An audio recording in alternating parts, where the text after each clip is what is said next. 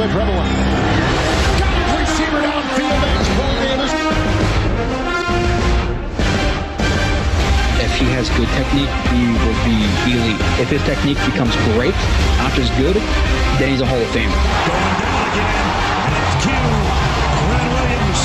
Fighting through contact, fighting through offensive line, being a double team, multiple moves stacked into one, just a play of pure domination. This is actual film, it's actual football talk. It's a football show, we're supposed to talk football, not storylines.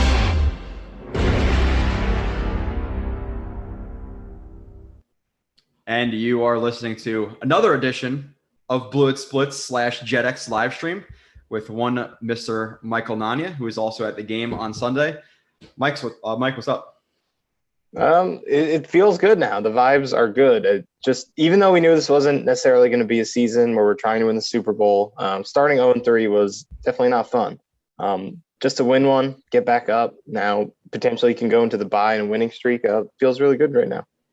Yeah, for sure. What is up, Busted Knuckles, Yoshi, Mike, another Mike, Snoopy, Take Flight.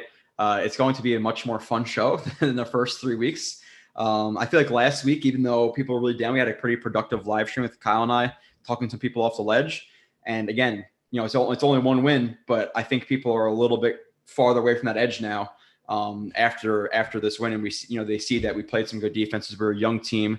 We can put some things together. We could be a solid offense. The defense has been near top 10 based on stats and based on how they're playing. So you have to be thrilled with that. But before we get into the game and kind of break it down bit by bit, I called you Mike before. That's really weird. They call you Michael or Nania.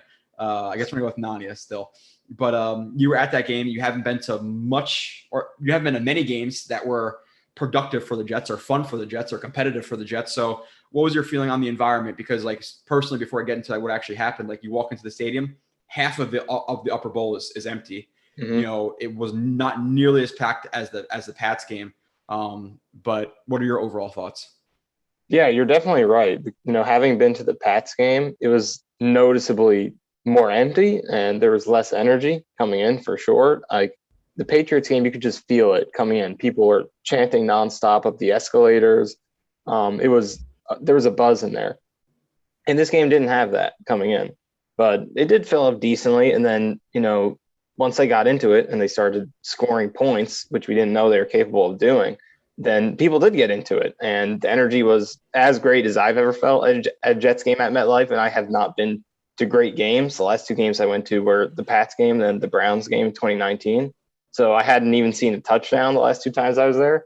So my standards were lower, but the energy was great. And, once Bullock missed that field goal at the end, it was ballistic in there. So it definitely turned out to be really good. And I think more people will be coming back now, as long as they obviously keep it up the next few games.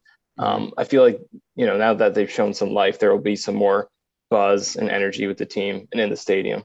What's your number 2 game you've been? Have you been to any game that was somewhat entertaining, in your entire life? So I lived in North Carolina for the past 6-7 years or so before coming back to New York this year. So the only games I'd been to were on the road in Dallas in 2015 and then Cleveland in 2016. So they won those games. The last time I was at a MetLife game before this year, other than the Browns game, was 2012 against the Texans, the Monday night game. Joe McKnight had a kickoff return touchdown. So that was the last touchdown I had seen at MetLife. They ended up losing that game, though. I remember I had one too few many, and I ripped my David Harris jersey in half. That was not fun because David Harris is a Jets legend. So that was not fun. But yeah, that was probably and I give the fans their credit because it was the upper deck was half empty. It really was. So I was like, here we go again. Game started off slow. Corey Davis, pick, fans are starting to get a little bit rowdy.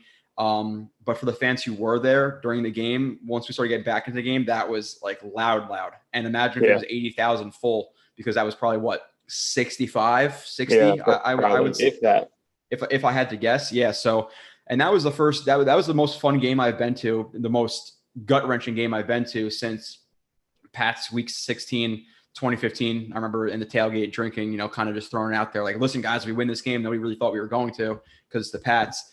We're going to Buffalo. And then they win the game. We're like, holy shit, we're going to Buffalo. So that was awesome. And this is the last win we've really wanted and been excited about. A lot of people have said it since, Cowboys 2019, Yeah, definitely maybe a Cowboys game. the Raiders game after that too. We blew them out, and that was pretty fun. But then after that, the Jets lost a couple of easy games, and then we beat what was it, Duck Hodges and the Steelers 16-10. We beat the Buffalo Bills 13-7, I think it was, against a not Josh Allen led Buffalo Bills team.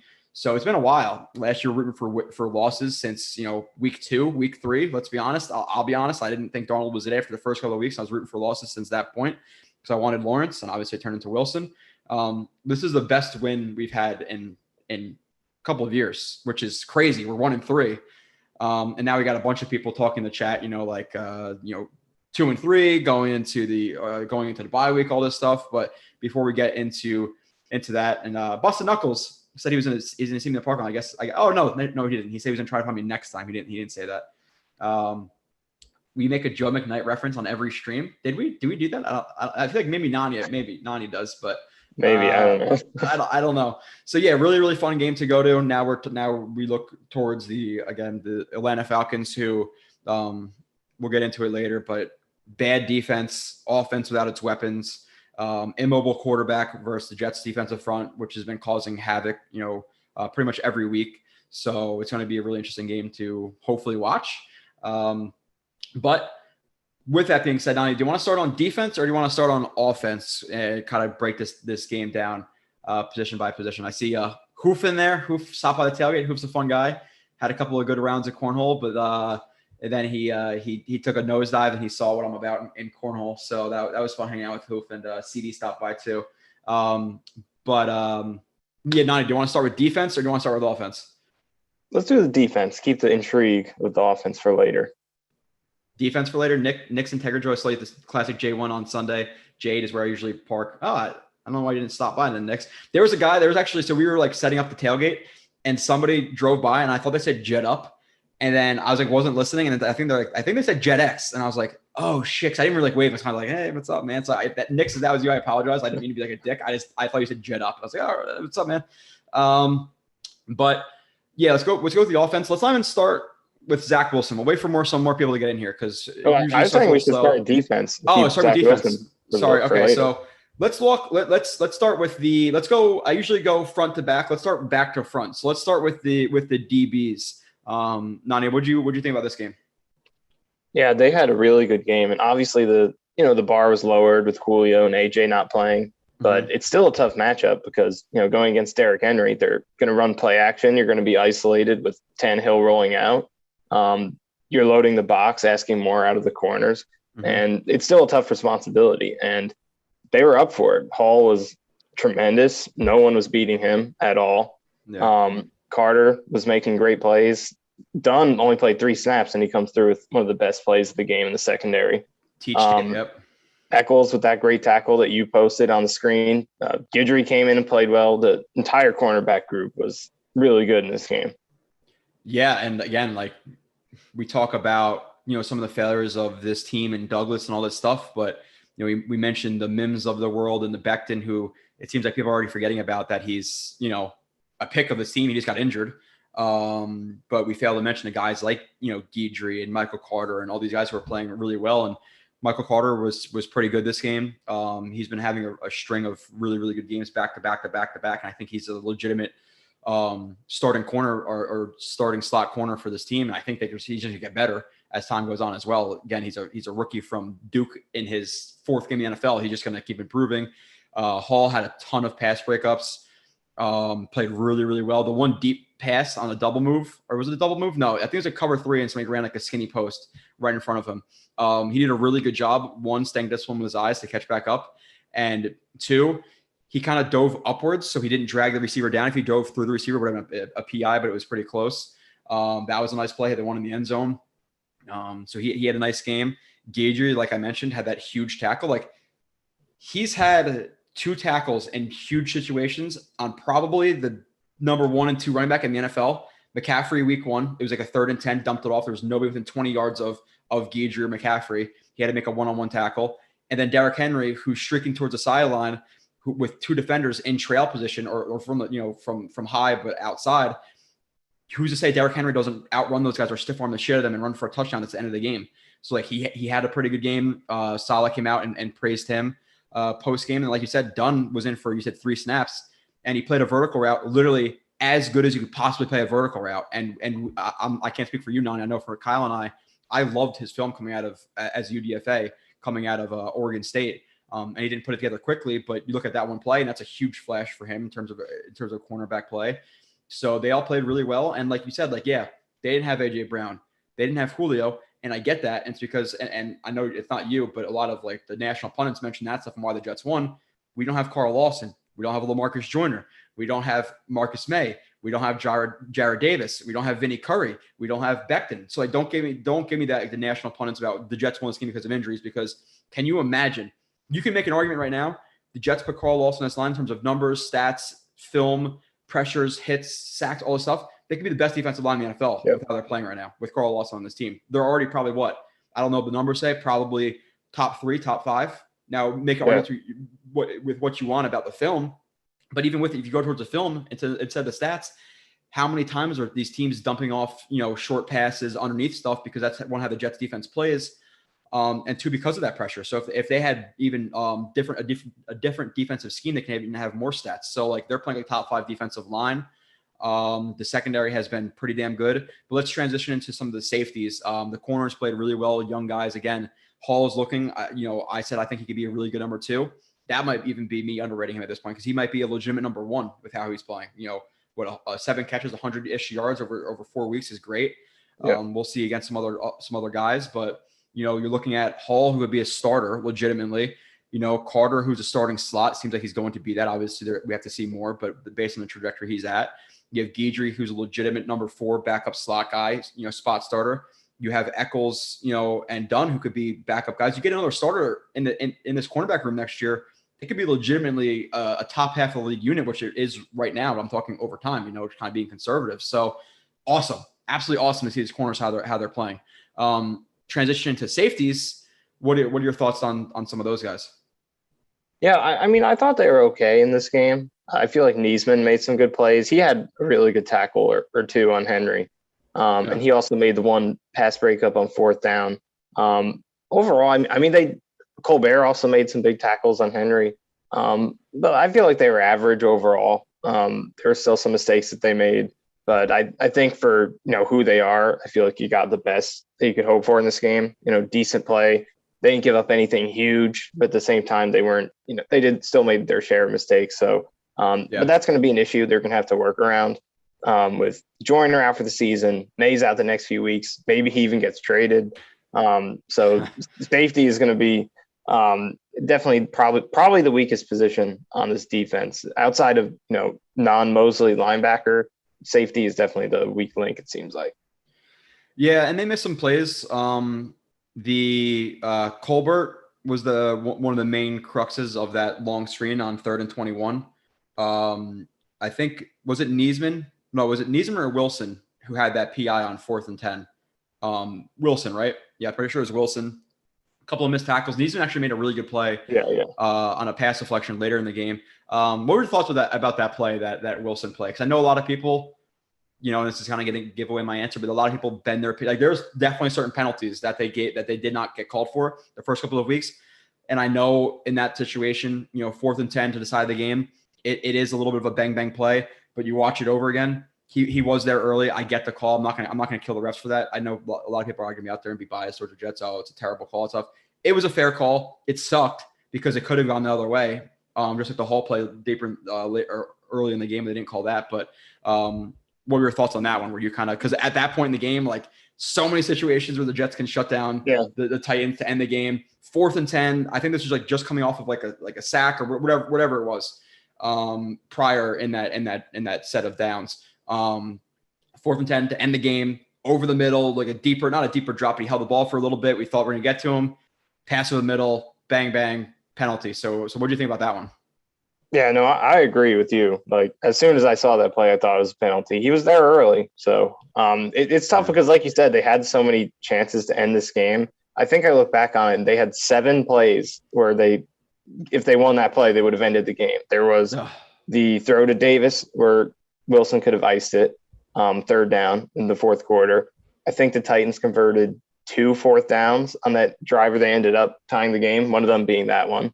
Obviously, there was the chance in overtime. They had 3 plays to punch into the end zone on goal to go. And then, they had, I think, 2 more fourth down, at least 1, maybe 2 fourth downs on that overtime drive. So they had so many chances to end it. That one, though, was definitely a penalty. Yeah. And that one, too, it was the Derrick Henry run where Quincy Williams met him behind or right at the line to gain. Yeah. And he just fell forward because he's Derrick Henry. Still a great job by Quincy. But that was right after – it was like 3rd and 20. And then the situational defense was not great. But it's the 3rd and 20. It's completed. Safeties, in my opinion, when I was watching that and broke it down a little bit too deep on that play, knowing the situation, they gave up way too much room. There's a lot of more like spot drop principles that I saw this game instead of like matching, which I didn't necessarily love at all times. And that looked like a spot drop. And Mosley just didn't match. Just completed right to his left. Unfortunate. And then obviously they run it right after. But the safety is now kind of transitioning into a few topics off of that. And what's up? I see Assassin in here. Nick says to get the atmosphere rocking again. Completely agree with that. Shay says Joey Blues, let's get it, Jets. So I love the Snoopy saying some. I'm trying to get to everything. Maxwell Ridley isn't playing, and Russell Gage isn't playing too. So what's up, Ali? Joe, Michael, what's up, Jets fighters? Been waiting for Joe's breakdown game 4, and Zach can't wait. Yeah, it's coming out tomorrow morning. What's up, all? Yeah, sorry. Oh, Vitor's in here. What's up? It's definitely it's our Vitor. Wilson got punished because the QB was late hard to defend. I'm not sure what that play or what you're referencing, Vitor, with that. But now with this safety next year, you have Ashton Davis. You don't really know what he is. Lamarcus Joyner, 1-year contract, got injured for the year. Is he back? Marcus Maye, we'll talk about him right after this, might not be back. So with that being said, the Jets need a safety, but with how they're playing their safeties now and how kind of not like necessarily hidden they are, but they're not big name players and they're not getting targeted a lot. They're not letting up a lot of big plays, which for safety, we're pretty, signed the dotted line for that. So do you think they need to make a big investment in safety next year? If these guys aren't back, or kind of like, what are your feelings about safety as a need going forward? Yeah, well, I think there are definitely a few positions as of right now, definitely think will be bigger needs. Obviously, right guard.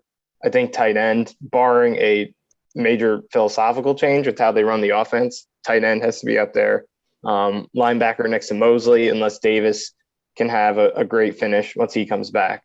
And then maybe cornerback too as well, unless Eccles can continue to have a solid finish to the season. So I just don't feel like safety is a position where you need to spend big, like as long as, because the way these guys are playing right now that they have in there, even though it's not great, like that's what you want out of your safeties, prevent big plays. They did that with some of the tackles that they made on Henry, and in coverage, they didn't make the big mistake to get beaten over the top.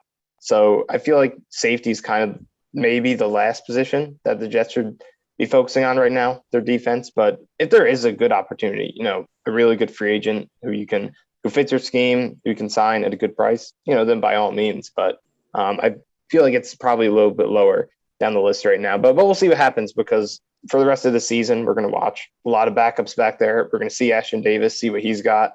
And maybe over the next 13 games, it looks like more of a weakness. For now, I think there are a few positions I target first, but it's definitely going to be on the shopping list at some point. Yeah, it's kind of like it's like, where do we find that middle ground? Because if you look at the talent or the lack of talent at safety going into 2022 versus the impact that we don't feel it makes in this defense, like how do we address it? Do you take a starting safety? Because next year you might be looking at, Ashton Davis and Adrian Colbert or Gerard Wilson at safety. That's not the group you want, or Joyner. So would you rather have that starting safety over a corner? It's an interesting discussion to have. But now kind of with that, we're talking about safeties, Marcus Maye. The report is, and I think it's a pretty solid report. He sideswept the car, didn't remember he hit the car. While responding to that call, the police officer got another call that another car was on the side of the road. I don't know if it was incapable of driving, whatever. But they found Marcus Maye passed out in the seat, didn't know what happened, threw up on the side of the car, threw up on the floorboard. Doesn't report it to the Jets, which is a penalty all in itself, a suspension. And then apparently a couple of weeks later, he gets caught again driving without a license in Florida. So doesn't report it, asking for a contract. Agents pushing for a contract. Do they sign him? And then they kind of revoke it because, of he's suspended for some games. Like, was it shady play by, was it Eric Burkhart, who then goes out a couple of weeks ago or like a week ago and says, Marcus Maye would be healthy for the trade deadline, which is a bunch of bullshit. So what are your kind of feelings on Maye, his situation with the Jets, his agent, et cetera? Yeah, obviously this whole, all this new information definitely doesn't help a situation that was already pretty rocky. I mean, Maye openly said that he didn't love how the negotiations went, wasn't a fan of it. So it already seemed like he had a foot out the door. And then this, I feel like with Douglas being very culture-oriented guy, I think doesn't help it a ton. So I definitely think I feel like a trade is likely over the next few weeks, just with the unlikelihood that he comes back, especially if these safeties can continue to be okay and hold the fort down. And Ashton Davis is back, and I think they want to evaluate him. So I could definitely see a trade happening. And even if not, I feel like he's the writing's on the wall that he's going to be gone next year. So there are going to be 2 open safety spots unless Ashton Davis can firmly put a hold on one and prove that, whichever spot it may be, because I feel like he can compete for either one. Because last year he was playing better in the box once they moved him down, and he was playing on the edge a little bit closer to the line of scrimmage. And he really struggled with the deep stuff, but that's what he was drafted to do, for that range, to be able to play down the field. So maybe he gets those opportunities again this year and looks a little bit more comfortable in year 2. So I feel like however happens, whether it's a trade or if he does play out the year, I think he's going to be gone next year for sure. Do you think it lowers his trade value with all this stuff going on? Like, what are your, like, and obviously you're gonna say yes, but like how much? Like, does it affect it from like a 3rd round pick to a 4th round pick? Do you feel like teams might be a little bit more, and which this is kind of confusing too with like Burkhart, like probably knowing this stuff, wanting him to get traded. Like, you'd think going to the Jets behind the scenes and saying, hey, we're requesting a trade privately, would make teams more willing to work with the agent Maye in the future, instead of him coming out and looking like a 45-year-old, 50-year-old, whatever he is, jackass, tweeting out like a high school girl that basically like insinuating that they want to be traded. Doesn't that hurt his trade value and his chance of getting traded more than him going to them privately? So like, with all that combined with the DWI, most likely suspension coming for both the DWI and not reporting it to the league, which is again a penalty all in itself. How much do you think his trade value is affected?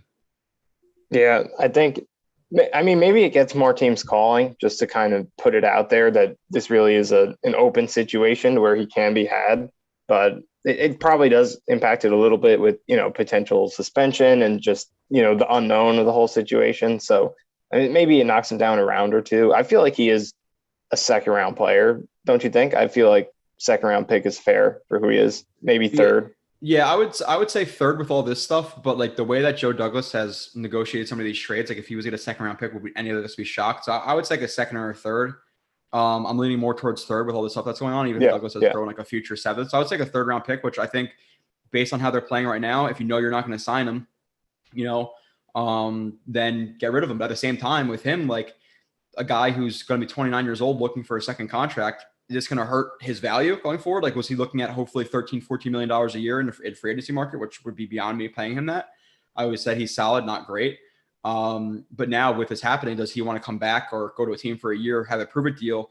And now you're trying to get a big deal at, 30 years old for 3 years. Like, so that really muddies his situation in terms of his long-term stability. So now can this, like, look at it from a different perspective, like look at this and say, oh, now he's definitely gone. But could this be a situation where now, they talk with him, they can get him for a lower value, and now they sign him for a year for a prove deal, and he leaves after next year. Like, does that happen? And I know, like you're saying, like he was not happy with how the negotiations went, but we were discussing it, and quickly, okay, I'm not sure exactly the numbers, but this year about 10 million on the franchise tag, 10 and a half, 11, whatever it was. Yeah. Next year, 120%. Let's just say that's 13-14 million dollars.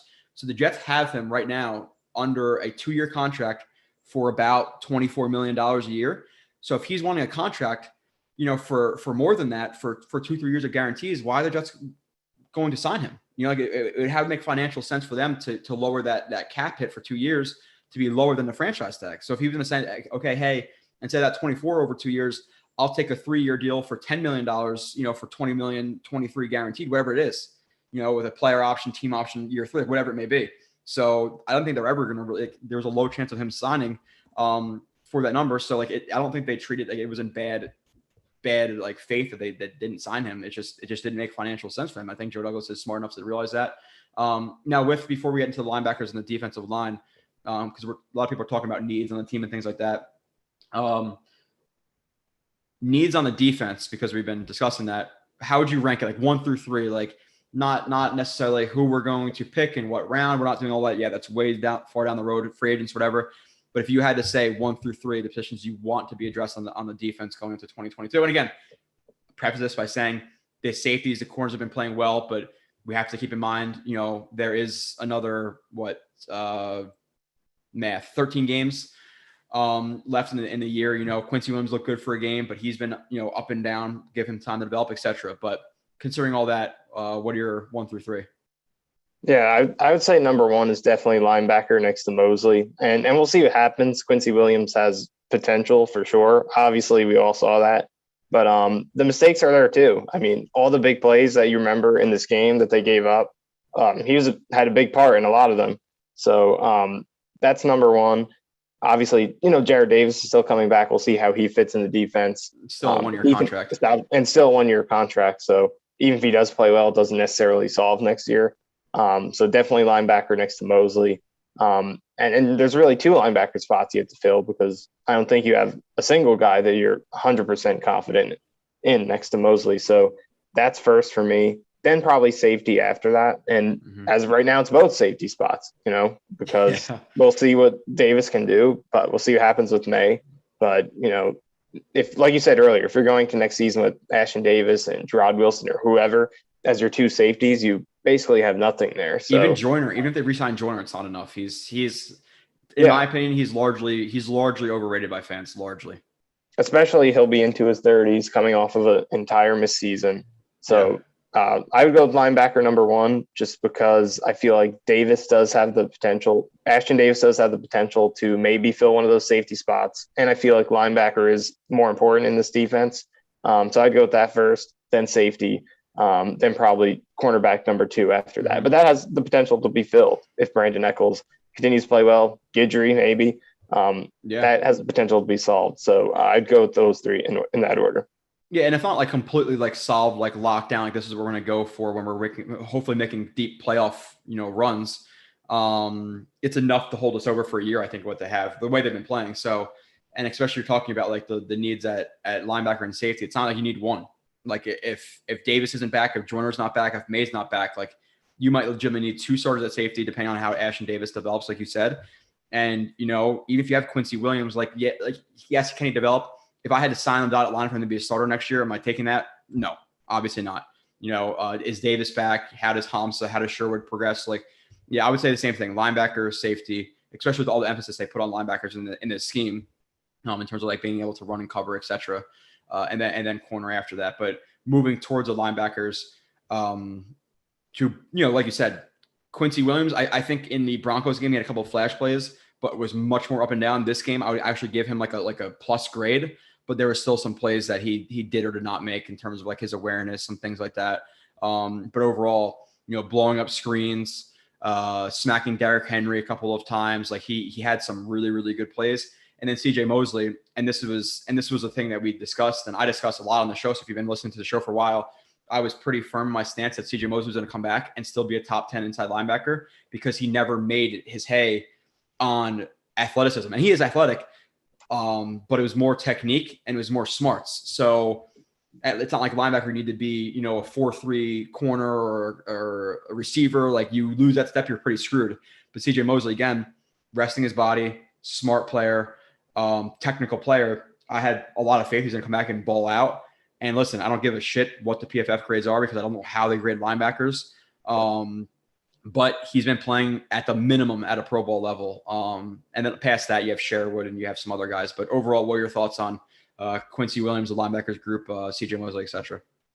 Yeah, so first of all, with Mosley, like he's definitely been playing at, like you said, Pro Bowl level at least. He's been fantastic. I have no idea where the grades come from. I just rewatched the whole game on film yesterday, and there was just like, I don't know what you can say bad about. I mean, there were a couple plays maybe he got moved at the second level a little bit, but like, come on, he's making so many great plays in this game. He's constantly dipping beneath blocks at the second level to make plays.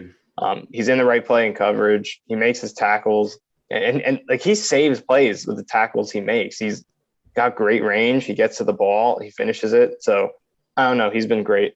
Then with Quincy Williams, I agree with you. This was definitely a good game, all things considered, even with the mistakes, because the good plays he made were really, really good. So I think the good outweighed the bad in this game. But at the same time, there was the 3rd and 28 play. He was a part of that one. There was another catch on 3rd down, which he took a bad angle. Guy cut back over the middle and picked up a 1st down. Oh, that was terrible. Yeah. And he was surrounded by he had 2 guys or he had Mosley over top. Yeah. I think Hall on the sideline, and he just went way too flat. He just invited the cutback and he gave it to him. Yeah, that was bad.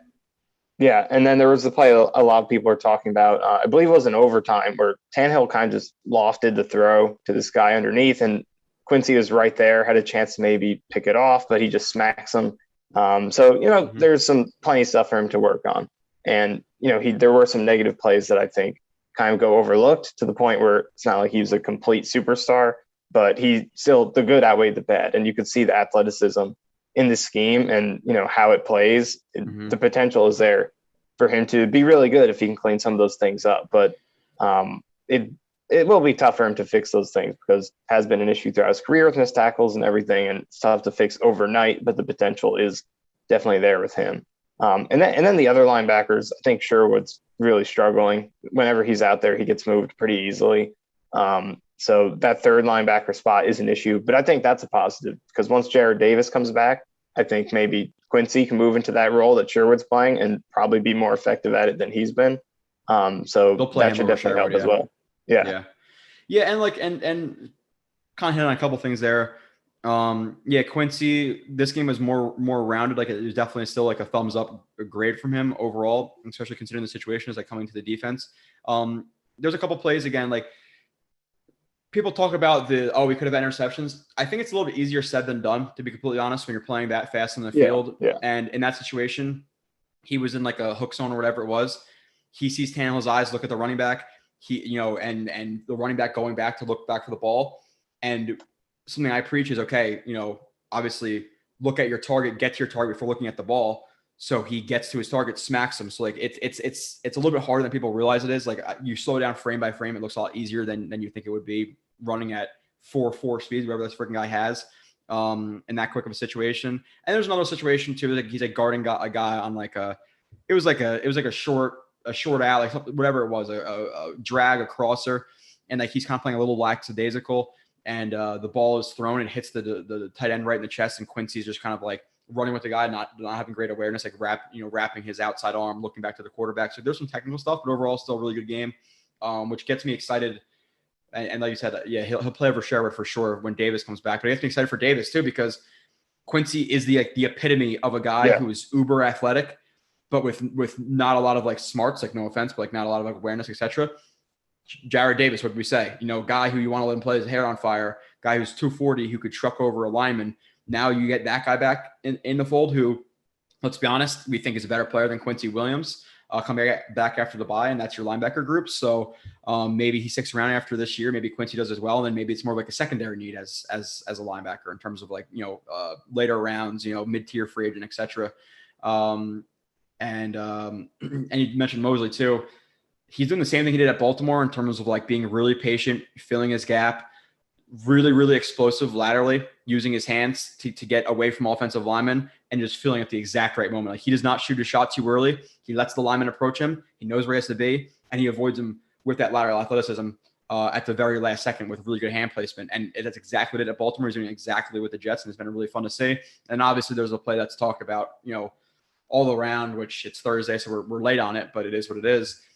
With him on that the 3rd or 4th down, whatever it was, the against Bunch, it was a man look. He changed it to zone. Salah and Ulbrich came out and basically said they've never seen a linebacker do that. They don't give them checks.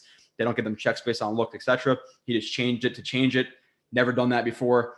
He calls zone, and then they get a sack. I think that was the Quinn and Williams sack, I believe, on the stunt with a TT or ET, whatever it was. I think Sheldon so. Rankins. Yeah. So that was absolutely fantastic. From him. And then, like you said, Sherwood, I got kind of crapped on. I said I didn't really like that pick, and he has a chance to work out, but I think he's a depth linebacker at best. And Hamza struggled, but I think he has the athleticism to potentially be a starter in the future. But said it when he's coming out of Florida State, super raw, and he's been raw, learning a new position. So you got to be thrilled though with CJ Mosley. Like at this point, even if next year, like, and it's gonna be, I don't know if I talked about it with you or Kyle last show, but quick thoughts if we didn't hit this. Jets gang, Wilson is the safety that they signed from the Jags a couple of weeks ago, got cut today. But going back to my question, with Mosley, his contract next year, it doesn't really look like you're going to be able to get rid of him just based on, it's like whatever it is, like 14 million dead, 3 million gained if you cut him. So there's really no point of getting rid of him next year. But with that being said, with how important he is to the defense, would you be looking to like restructure him, like maybe cut down some of that money, extend, like not necessarily extend him, but kind of even out that contract more? Because let's be honest, next year, yes, he's here, but 2022, 2023, or the 2023 season, where I still think he'll be an effective linebacker. He's the leader of that defense. Are you looking to kind of lock him up for more years past 2022? I know he's under contract for 2023, maybe 2024. But his cap number is like $17-18 million. So do you think they stick at that number? Do they try to reduce it? Like, what do you think Mosley's future is here with the Jets? Obviously, we're kind of shooting the gun early. It's only been 4 games, but what do you think?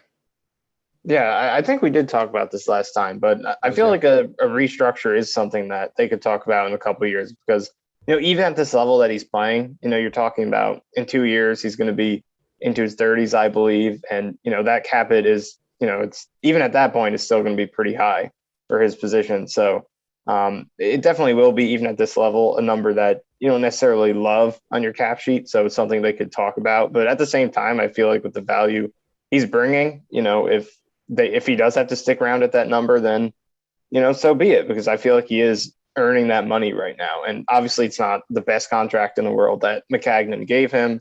It is, really one of the biggest overpays, as good as he is. Like, that was a market redefining deal that they gave him. And, he's not the best linebacker. Wasn't at that point, isn't now. And they gave him a deal that just blew, I believe, was Kuechly's deal out of the water. So, it's definitely a huge contract that they gave him. So it's something that's worth discussing. But at the same time, I feel like it's not the worst thing in the world to still be paying. If he's still at this level in a couple of years, it's not the worst thing in the world to have that number still in your cap sheet. Yeah, we got a comment too, which, by the way, I want to talk about. Ryan was saying buy our Super Bowl tickets, which obviously he's being sarcastic, but just talking about going to the game and all that stuff, and like how kind of crazy we are. Oh, what's up? I see Green Bean's in here. What's up, Green Bean?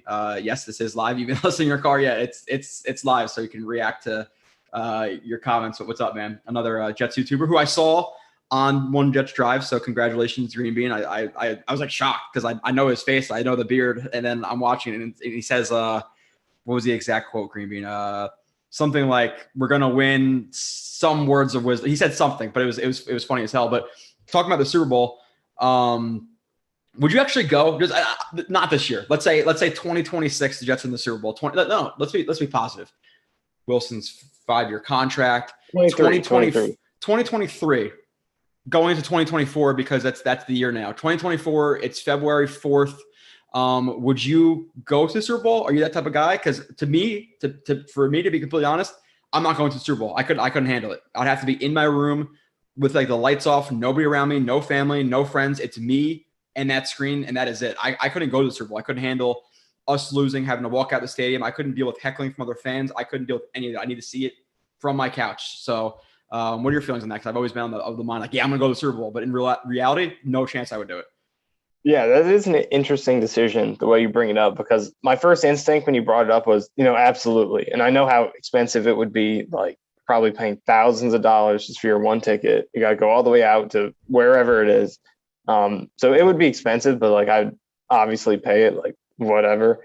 But at the same time, I feel like, maybe it would be better just be at home and just because I feel like the Super Bowl is like kind of a corporate environment. You know what I mean? Like, it's not really the most diehard fans who are at the Super Bowl.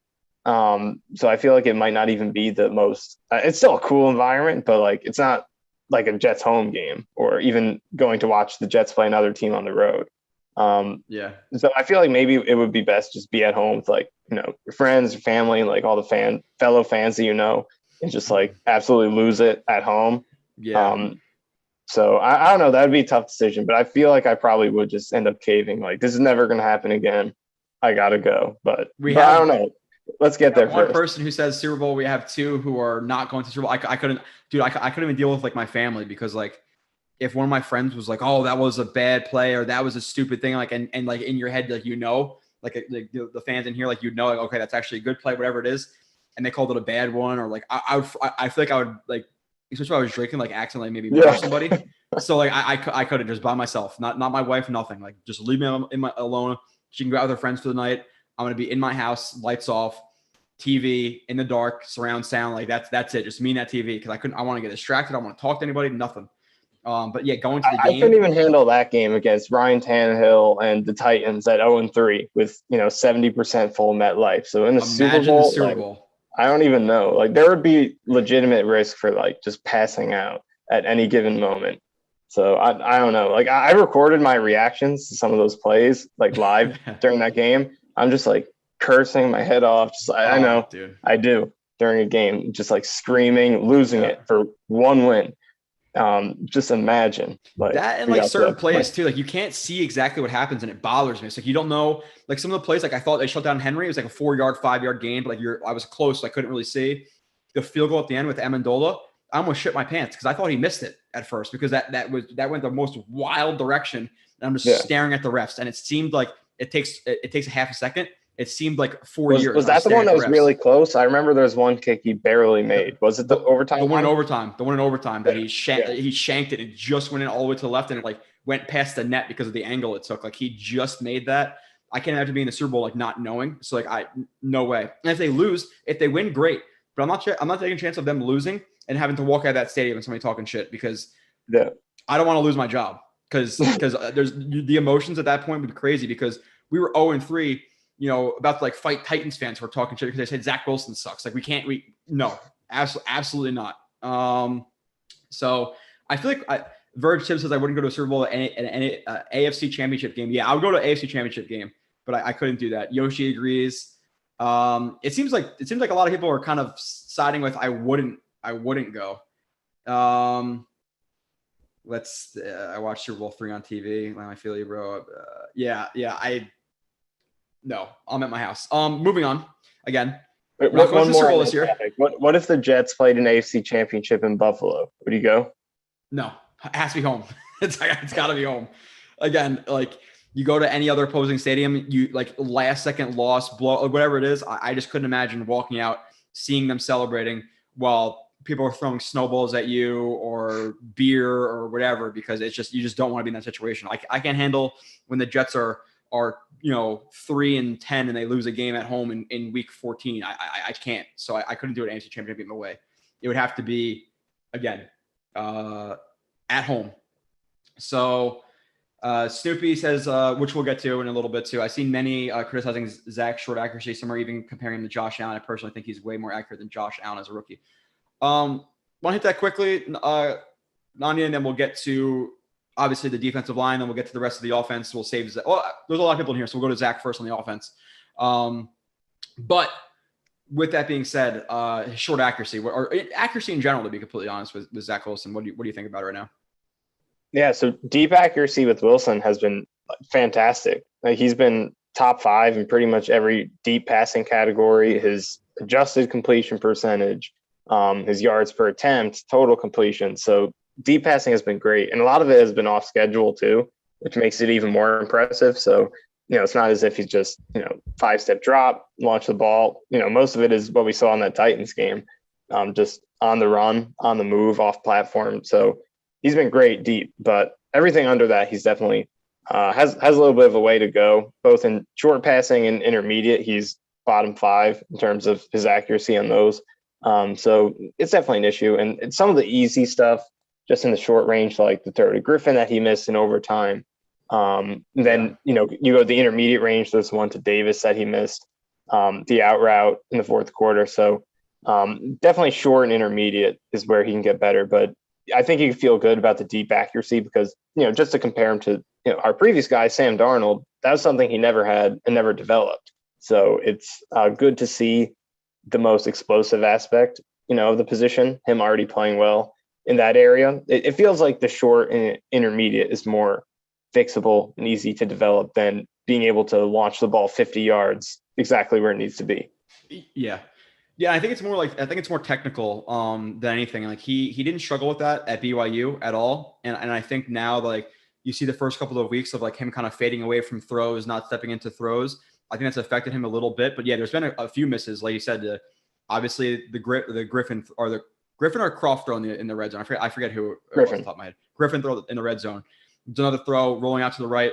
Croft is wide open at intermediate, like 15 yards down the field. He throws it. It's too far left. You have the Wesco throw where he's rolling out to the left. There's some pressure, and he just has to put general accuracy, not even pinpoint accuracy, right on Wesco, on like 3rd or 2nd and 10, whatever it was, with nobody around Wesco.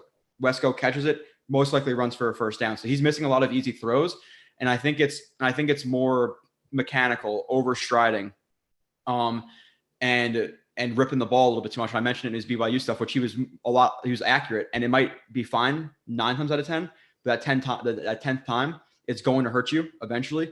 Like, even if it works a lot, there's gonna be one time where it hurts you in terms of like him not fully one, overstriding, 2, so now his front leg locks out and you're not able to have that clean weight transfer through your hips up through your body, etc., creating that whip like motion, so you kind of lock in your hips out.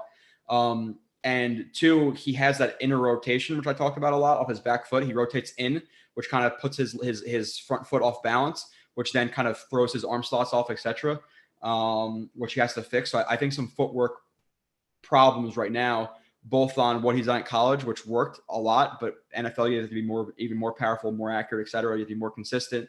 And then 2, I thought something to the offensive line, him rushing throws the first couple of weeks hurt him a little bit, but you can improve from it. You definitely can. And he improved, or he hasn't been as bad he was at the last game in all of the 4 games. And I think with more time, more trust in the offensive line, more honing in on the technique, he'll get rid of it. But you want to get rid of it quick, because if you keep letting it happen, it's going to be something that, you could do it in practice with no pressure, but 4th quarter, 2 minutes left, down 7, driving the field, you're going to revert back to your old shitty habits. And Josh Allen, which is a good point. I forgot who just brought that up. Brought up that Josh Allen had struggles in his rookie year, and a lot of Josh Allen's problems his rookie year is actually overstriding. They fixed it, and look how accurate and look how good he is now. He doesn't miss a lot of throws. I'm not sure about deep, but I know he used to miss a lot of throws deep, but you can improve on it. So there have been some issues with that, because this game, if he was just accurate, we would have closed it out a lot earlier, in my opinion. But moving into the defensive line before we get to Wilson, the short game issues are new for Zach. He'll fix it. I think it's, again, more of a technical thing, him rushing it. He's trying to take speed off of the shorter throws, and it's him pulling the string like a pitcher in baseball. And whatever you want to say, it's overstriding too. It's a lot of arm and not a lot of base, which isn't great. Madden says Wilson has strongest arm of rookies, but we'll talk about Wilson in a little bit, because we're definitely going to get into him. We'll talk about the defensive line first. We'll talk about pretty much the 2 best things of the game, which you can argue how good Wilson's game was, which maybe we'll get a letter grade in a little bit. Defensive line, thoughts so far? Because I know you put out a lot of stats. I'm kind of serving up to you to spike it, and then this game as well. What are your thoughts about the defensive line? Yeah, this was an awesome performance by them. And I feel like the edge duo has been surprisingly great, because, Franklin Myers was a question mark with him moving to defensive end after how good he was at defensive tackle last year. He's pretty big for a defensive end. So it was a question, was he going to be able to translate that? And so far he is. He tied with Myles Garrett for the most pressures in the league this week with 9. So he's been playing really well. And he's been doing good in the run game too. He uses that extra size that he has. He's been blowing up tight ends. So he's been doing a really nice job. And then Bryce Huff he's been great too. The Jets just have been looking for a guy who can do what he does, being able to dip around the corner, just be able to bend around and make plays on the pocket like he can, because, they've had guys who can make moves and do stuff like Basham, Jenkins, whatever, but those guys can't turn the corner and affect the pocket. And Bryce Huff can do that. So both those guys have been great. Quinnen, I feel like, is on the road to taking that year 3 leap that we want to see, with the big plays now piling up. I feel like The consistency was there the first 2 games, but now the last couple of games we've seen the big plays follow. Rankins has been as advertised, I feel like, in terms of his pass rushing. So it's all there, all the stuff that we hope to see. The only thing that's not there, obviously, is Carl Lawson, but the rest of the pieces are kind of playing up to their potential right now. Yeah, for sure. Now, and JFM too, this is an interesting point. I think I brought up with Kyle last week. It wasn't with you. But yeah, Fadukasi has been a monster. Like even this game, like, and the Broncos game too, absolute beast. He's playing even better than I thought he would in this like more penetrating front. He's creating pressure, etc. Kind of pushing that pocket on the quarterback, which is allowing those guys to get some sacks. Rankins has been good. Hasn't put up a lot of numbers, but that Q sack obviously was because of Tannehill's like mobility. That was a Q sack, not a Rankins sack. Rankins did a really good job on a stunt there. I believe it was a TT. Did a good job penetrating and getting to Tannehill. Obviously, Huff, like this year 1 to 2 leap, like he was good last year, and we talked about a lot in a limited role, but now in more of a full-time role, he's been playing really, really well as a pass rusher with a really high percentages of pressures and hits and etc. Q, he's been really good, and to start the season, he started off slower, which I think realistically look at it, coming off of surgery, no preseason, limited reps in camp. Is he going to start slow? You probably bet your bank account that yes over no. So that happened. I still think like some games last year he was better than even this game. But overall, still 2 sacks. Like you're looking at 3.5 sacks in 4 weeks, which are all of those his, or some of those Rankins, etc. That's going to happen though.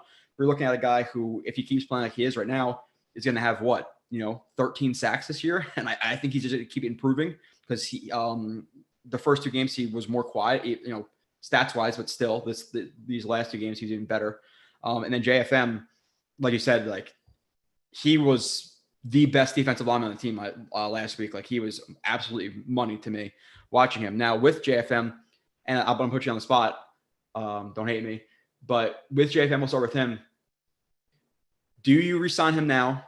What do you think the cap number looks like? And then with that layered onto it, because, and I think his agent or he has said as well, and we think the same thing, he could play outside, but we think in one rush snap, if we had to take him at 3 tech or 5 tech, he's probably better at 3 tech. Yeah. So do you think he goes to a team who's going to play him more at 3 tech to capitalize on his money, etc., instead of with the Jets where they have Rankins, they have Q, so he's going to be more outside no matter what? Or do you think he signs with the Jets and plays more, outside? So like, do you think that factors into it, him trying to go where he'd be most productive and capitalize on that money? Or does he play with the Jets where he was kind of grown? Listen, I get he was drafted by the Rams, but waiver wire pickup, nobody really knew who he was. Now look what he is in the NFL. So money, does that affect him? What are you kind of looking at with JFM? Because a lot of people are saying, and I said it last week, they should probably get him inked ASAP. Yeah, I agree. I definitely think as soon as you can get him is the ideal way to go, because, he's the type of player who, the longer you wait, he's only going to add more value, gain more notoriety, put more, stats on his resume to increase his value. So the quicker, because I feel like we know, based on his advanced numbers, what you've seen on film, we know what he is at this point, and the team should know as well. So I feel like you should feel comfortable getting him locked up, especially in this scheme and this defense, just his long-term value, the ability that he offers to be a very good player, either inside or outside, is really valuable. So in terms of the exact number, it's definitely going to be 8 figures, north of 10 million per year, I think. How deep into that? I'm not sure. Like, I think it really depends on how long it takes. Like, if you let him finish the season and get 10 sacks off the edge or whatever, he could get an enormous deal. If you do it right now, maybe you could get a little bit of a hometown discount and just make sure you give him some years on there. So it, that helps his side to be able to have the longevity and the guarantees. So I think it would definitely be well north of 10 million right now, maybe 12 per year. I think he's definitely been good enough to warrant that, and just the 2-position versatility that he has as well. Yeah, it's gonna be crazy because I think like anywhere from like 12 to like 14 ish. Yeah. Which again, based on his role, is that his best role, or does he go somewhere else? Like, but okay, so line in the sand, 3-year contract. Let's just say like two of the 3 years are guaranteed. What is the number that you are not going over for JFM? I know it sucks to answer these questions because I hate it, and you could be completely wrong and look like an idiot in the future. It just is what it is. But what's that number for one Mr. Nakamani and the chat too? Like, I know a lot of people aren't even here saying you need to keep JFM, resign JFM. But considering we're going to talk about Foley in a second, Foley, Q, etc. You have to keep in mind you have to sign these guys as well. So, Nani, I want to know your number, and I want to know about some of the chat too. Like, what is your number? The highest number you're going to go for JFM? 15? How does that sound? Yeah, I think I said 14. I think I said 13, 14 in chat last week. Because I think like if you're looking at the defensive line next year, Jets game says 12 too much a year, too much to me. No, then you're not resigning him. You're not. I would say let's say I'll split the difference. I'll say $13.5 million is where I'm not going over, because while I'm willing to hike up a little bit more money, because in that situation where JFM needs a little bit more, am I willing to get rid of Sheldon Rankins for the long term of JFM? Yes, I am. I'm willing to get rid of Rankins and cut him, do whatever, which would suck because Rankins has been really good for us on what's kind of like a minimal contract considering how good he's been. But yeah, I would say about 13 and a half. Green Bean says 12. We have another at 12. Depends if we extend Q. David says David Gerard, sorry. Mike says 12 to 15 is a sweet spot to me. Mike, I asked you for a hard number. You can't go 12 to 15 because I think we all agree with that. But 12 to 14, if it's on for 14, I would get it. I wouldn't love it depending on what Q's number is. But then listen, if you're re-signing him at, let's just say 14, you have Q at what, 20? You have Foley at, which we'll find the number out, is going to be a good amount as well. You have Rankins next year at 7, 8, whatever it is. So like that's a lot of money poured into the defensive front, which I know is really important to Douglas. But at what point is it too much money considering we have the holes we do at safety, linebacker, etc. So 13 and a half is the number I'll go. We have a lot of about 12 to 15. So a lot of people will agree. 9.5 and scale it from there. It's going to be a lot more than 9. And I think 12 is the minimum he signs for. And listen, he seems like a lot of people seem like they're hometown, homegrown type of guys, which again, for the most part, he is. But how much do you want to stay with this team and this defensive line you're a part of versus, hey, I want to get my bag? Like a lot of guys, this money has to last for a lot of their lifetime, like they could go to other stuff. Like I can guarantee you anything he does in the future, not to shortchange, JFM. I don't think he's going to be making $13 million a year going forward after football. So they want to make their bag too. So 13 and a half. Now with that, so now we grabbed him at, you said 15. So let's just go 15 because that was your number, which again, it's $1.5 million. So are we really willing to lose CJ Mosley JFM for the price of what it costs to sign LaMarcus Joyner? That's the stuff you talk about. Yeah. So now you just signed him for 15. You're going to sign Q, right? 20 million, correct? Yeah, probably.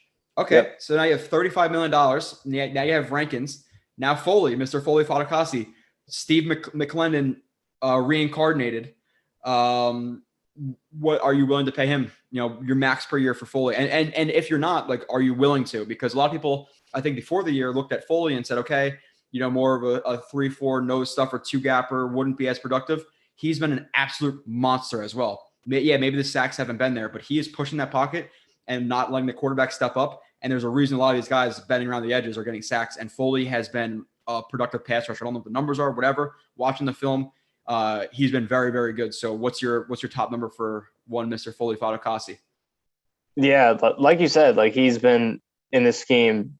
He's translated well because he has the ability to explode off the ball and penetrate and not just eat up space. So this is where it gets really interesting because, you don't feel like you want to commit so much money to 3 guys at the same position and one that people, claim to be less valuable, even though I think it really is an underrated position in terms of value. But when the guys are as good as they are. Hold on. Wait, sorry to interrupt you. All right. Per DJ Bienemy, the JFM is signing an extension with the Jets. We don't know what the number is. Let's go. That is crazy that we're talking about that right now. Let's figure out the numbers. Nani said 15, so hopefully we get this. That is awesome. All right, so right now I feel like it'll be lower than that. I'll go 13 per year. I'll say 13. I said 13 and a half. What do I feel like it's going to be? What does the chat feel like it's going to be? That is big. That's the biggest breaking news we've had. Because listen, people are freaking out in the chat. Let's go. I'm hyped. People in the chat right now are freaking out, saying that you actually need to sign him hometown. Everybody's going crazy, saying that they can't lose him. They'll hate Joe Douglas. Live, they signed JFM. What is the number? Somebody drop in there. Don't be dicks. If you can find it, I'll go with 4 years, 52, 30 guaranteed. That's my prediction. Math. I'm gonna go whatever it is. I'm gonna say a 4-year extension, $12.5 million a year, with, if it's 12.5, about 30 million of it guaranteed. That's what I'm gonna get. That was wild. That's funny. We're talking about JFM extension. So now you sign JFM, which let's fucking go. That is awesome. Because now you have him going forward. You have hopefully Carl Lawson for a couple of years. You have Rankins for next year. You have Q. Awesome news. Sign these guys. Sign JFM. Sign Foley Fadokasi. The guys like Maye who aren't reporting DWIs and acting shitty in the media, fuck off. I'm sorry. Fuck off. That's my opinion. So now he's signed. What are your thoughts? Is Foley Fadokasi to follow, and what is your max number? Yeah. 10 for Fadokasi? Is that too high? That's it. Greenbean says I want to bet it's 10 million. Greenbean, if that's an over under, I know you don't bet. I will take the over. I'm gonna say it's over that. So you can take the under, I'll take the over. I'll give you 10.5. I'm gonna say it's over 10.5 million. And when I was talking about Foley last week, I was saying about 9-10 is where I expect him. And I think you have to consider too with these players. One, is he going to see enough reps? Because you probably have the numbers on this. You pull it up right now. Like, how many reps does he play versus impact on this team, like on the field? But in terms of leaders, you're talking about probably the number 2 guy on the defense. It's probably CJ Mosley 1, Foley Fadokasi 2. Like, that guy speaks like he's lived 1,000 lifetimes. Like, he's one of those leaders. And McClendon was a great player, but Foley's even better than that guy. Considering his age, 25 years old, 26 years old, who could be here and be one of the top run stuffers in the league. I think in terms of pure nose tackles, in terms of how productive he is, there's not one player I can think of who's better than him, minus Vita Vea. Don't bring up Q. Don't bring up Grady Jarrett. They're 3 techs. I'm talking about strict 330-pound type nose tackles. So I would say 10 million is probably my cap for him too, because what does he probably play? 50, 60% of the snaps? Let me see what he plays.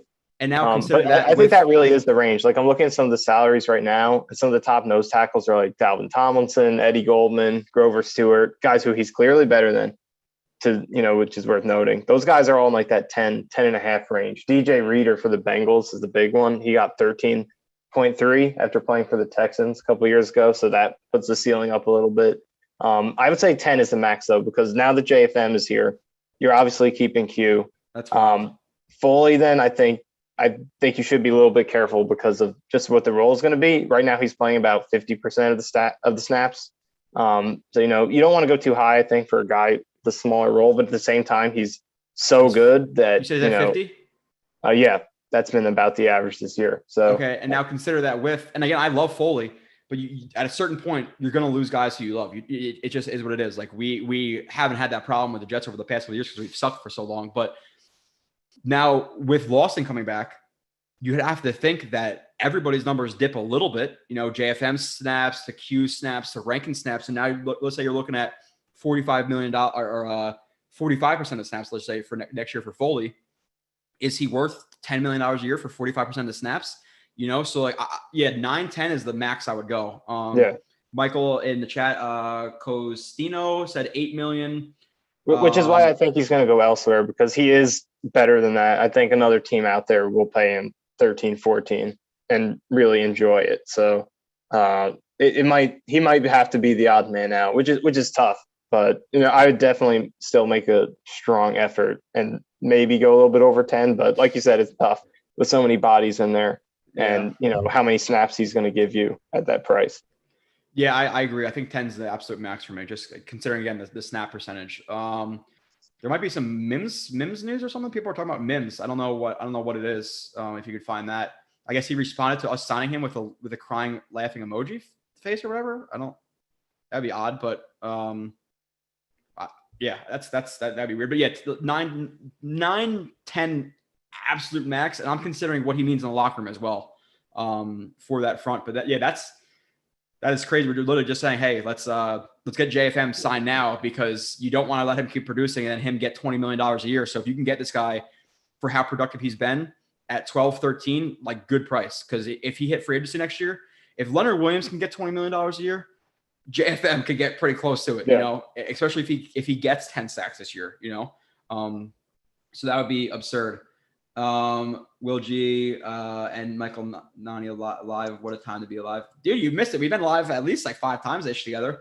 So what is the how long they signed JFM? Yeah, somebody tell me do we have the contract numbers or anything like that? I don't think they're out yet. JFM is more explosive than Sean Ellis. I didn't really study Sean Ellis as much, but yeah, I would say more explosive, yes. But Sean Ellis is definitely stronger. He's more of a bigger end. But why did Mims actually respond with a laughing emoji to the extension? Is that what is that about? I don't know. Maybe it was on Instagram because I don't see it on Twitter. Yeah, if somebody can send us like the link or tell us exactly what that is, and we'll talk about it. But that'd be a little. And yes, he's frustrated right now, and he just got sick again. He needs to stop eating whatever the hell he's eating. And we've discussed that a lot, and I'm not going to bring it down now. But yeah, I would love to get them all locked up. If you get Foley now, $9 million, you extend Q. And this defensive line, and we've seen it, and there's always that argument, which I think we're probably both on the side. I'm gonna say now, Donnie, is people argue, would you rather have good corners and a bad defensive line, or a good defensive line and bad corners? And the Jets right now, and I'm not saying they're bad corners because they've been playing well, and a lot of credit to Tony Oden, who I talked to, Marcus Coleman, just throw names out there. He texted me a couple of weeks ago. We're talking about his football team, and I was talking about how the corners are playing square now, and he's like, oh yeah, it's because Tony Oden coached me with the Houston Texans, and he is big shuffle, get shuffles in, stay square, get hands-on type guy. That's exactly what the Jets are doing. Instead of the years past, I was losing my freaking mind watching guys, you know, open up, drop their hips, open up their hands, shuffle, bail, all this stuff. And now they're playing square, they're playing better. So credit to him as well. So I'm not saying they're bad in secondary, but the pass rush is doing a lot for them. Let's not lie. Like I'm talking about the safeties not playing well. Later in the game, I forget exactly what it was, but you had Ashton Davis and I think it was Gerard Wilson or Colbert who was playing. I think it was like a cover 6, and he was on the 2 side, and there was only one threat to his side, and the receiver broke outwards, and he was completely turned to the inside. I'm like, what are you doing? Like, it was a really bad play, but it was hidden by the pass rush. So I think are you on the side of the pass rush means more than the secondary now? And are you comfortable? Again, we discussed it a lot, but like with in totality pouring that much capital again into that front seven, especially Foley 9, JFM 12, whatever it's going to be, Q 20, you know, Huff is have to get signed in 2 years from now, you know? So at what point are you like, okay, enough's enough with the defensive line?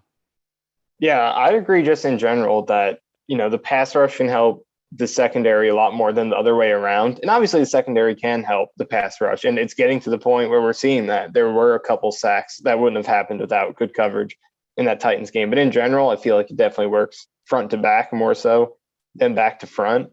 And that's, I think, the way they're structured right now, a reason you could be comfortable with paying all this money up front is that, you know, if these corners continue to play the way they're playing, you know, Bryce Hall, rookie contract, Carter, rookie contract, Eccles, rookie contract. So you got these guys locked in for a few more years. So if they really continue to play how they're playing and prove like we can go into next year with these guys as our starters, you know, you have a window there to where you can allocate a lot of your defensive cap money to the defensive line while those guys are further along in their careers and closer to their contracts coming up. So that definitely gives them some flexibility. And it's another reason why them playing so well is so huge, because it's going to be hard to replicate what you lose in any of those guys. You're not going to get someone who could do what Foley does if you lose him.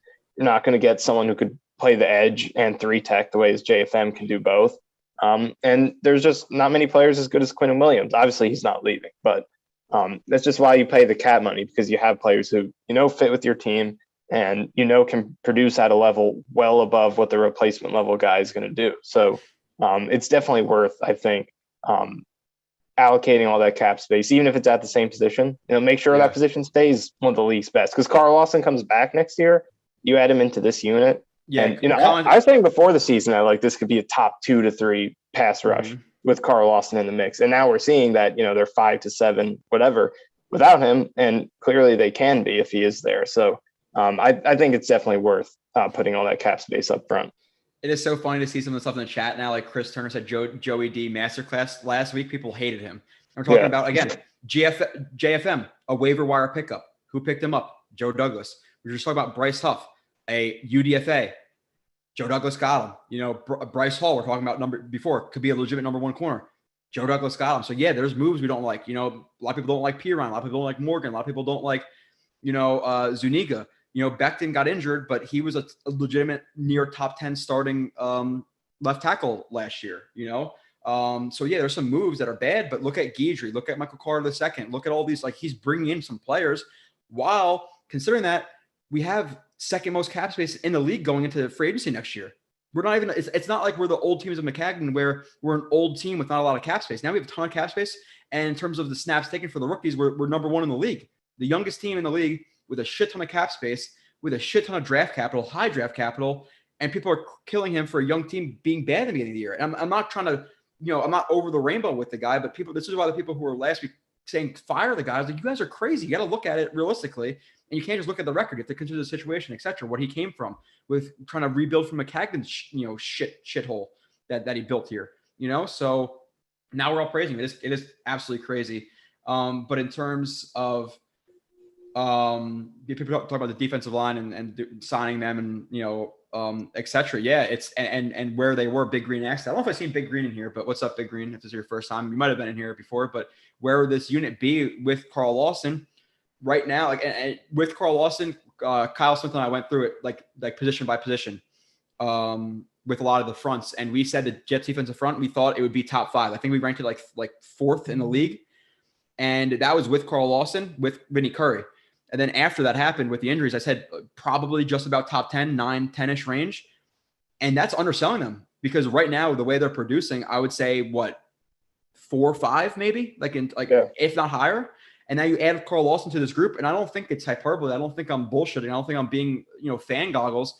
This could be the best unit in the league with Carl Lawson next year. Legitimately can.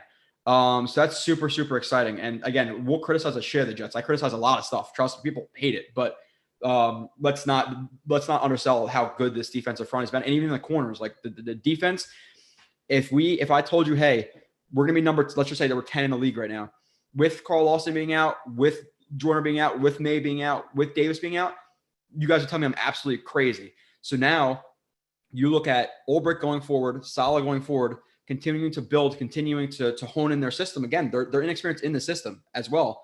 With draft picks, with a couple of additions here and there, this could be legitimately a top 10, top 5 defense easily next year. And then right now you can argue they're top 10. So they add a couple of additions next year, top 5. Would you think I'm crazy? We're seeing some good things happening. We're 1-3. Let's obviously pump the brakes a little bit to a certain extent, but with some more support, from the offense the first couple of weeks, this defense can look even better than it is. They're gassed at times, Look how they ran 100 plays on defense last week against the Titans. 100 plays against Derrick Henry, who's been known to wear guys down. Now you're on the field for 100 plays versus 65. Like, I'm shocked they only let him up for 4.8 yards per carry. Like that's kind of crazy. Like they didn't play that bad against Henry. So have to be excited. I'm really people talking about tight end. So yeah, we need a tight end next year badly with how much 12 personnel we ran. I was freaking out a little bit when we saw the Jets against the Broncos, which will transition to the offense now. Jets against the Broncos, you're looking at 32 snaps for Ryan Griffin. Ryan Griffin. Like if we had, even a Hayden Hurst or whatever of these, Gerald Everett that we wanted in free agency, Jonnu Smith, Hunter, like anybody over Ryan Griffin, So yeah, tight end for me next year. We're talking about defensive needs. I'm saying right guard is number 1 need. Keep Wilson protected at all costs. Tight end's number 2. Get a tight end here who he can legitimately rely on. Because Croft, while I think people maybe overlooked him a little bit, he hasn't been overly productive. I think he's an okay number 2. And he's been a little bit disappointing, to be completely honest. I think he's an okay serviceable number 2. But they need a number 1 legitimate guy, especially again if you're going to be running this much 12, 22, etc. So I guess comment on that, and then we'll get into Wilson a little bit, which is crazy that hour and 15 minutes we haven't talked about Zach Wilson yet, really. But go ahead. Yeah, with the tight ends, this is the biggest criticism I have for Joe Douglas this year is if you knew you're going to run so much 12 personnel and you knew you had the worst tight end group in the league already, why is the only thing you're doing signing Tyler Kroft and nothing else? So that made no sense, but that makes it a huge need going into next year. And it just hurts them in so many ways. The blocking is not good. Griffin is not a good blocker. And then, like you said, like if Croft is your second tight end and Griffin's a role right now, and you have a legitimate number one guy, that's great. But if Croft is your number one tight end, leading that position in snaps, playing a lot, that's not a great place to be in. And there are just so many spots where it could help them so much to have a Hunter Henry, a Jonnu Smith. Like there was a one play early in the game, I believe, where they threw Wilson threw a pass in the red zone to Ryan Griffin, and he just didn't separate that much. And it's just a situation where, a better tight end maybe gives you more separation there and gives you a better target to throw to. So tight end for sure is a big need going to next season. And, it's not necessarily a premium position, but the way they're playing offense, it kind of is in this offense. So it's worth, shelling out if if they're going to continue playing the way that they are, which doesn't seem like they're going to change because they're still doing it with these two guys. So even an average tight end would be great, looking at how unreliable these guys are. Michael said right guard, linebacker, tight end, safety are his biggest needs in a row. I would probably say right guard, tight end, linebacker, safety. Because I could live another year with the defense having some holes, and next year I legitimately think the Jets are legitimately competing for a playoff spot, if not in the playoffs. And then the third year of this regime is when we should really be competing.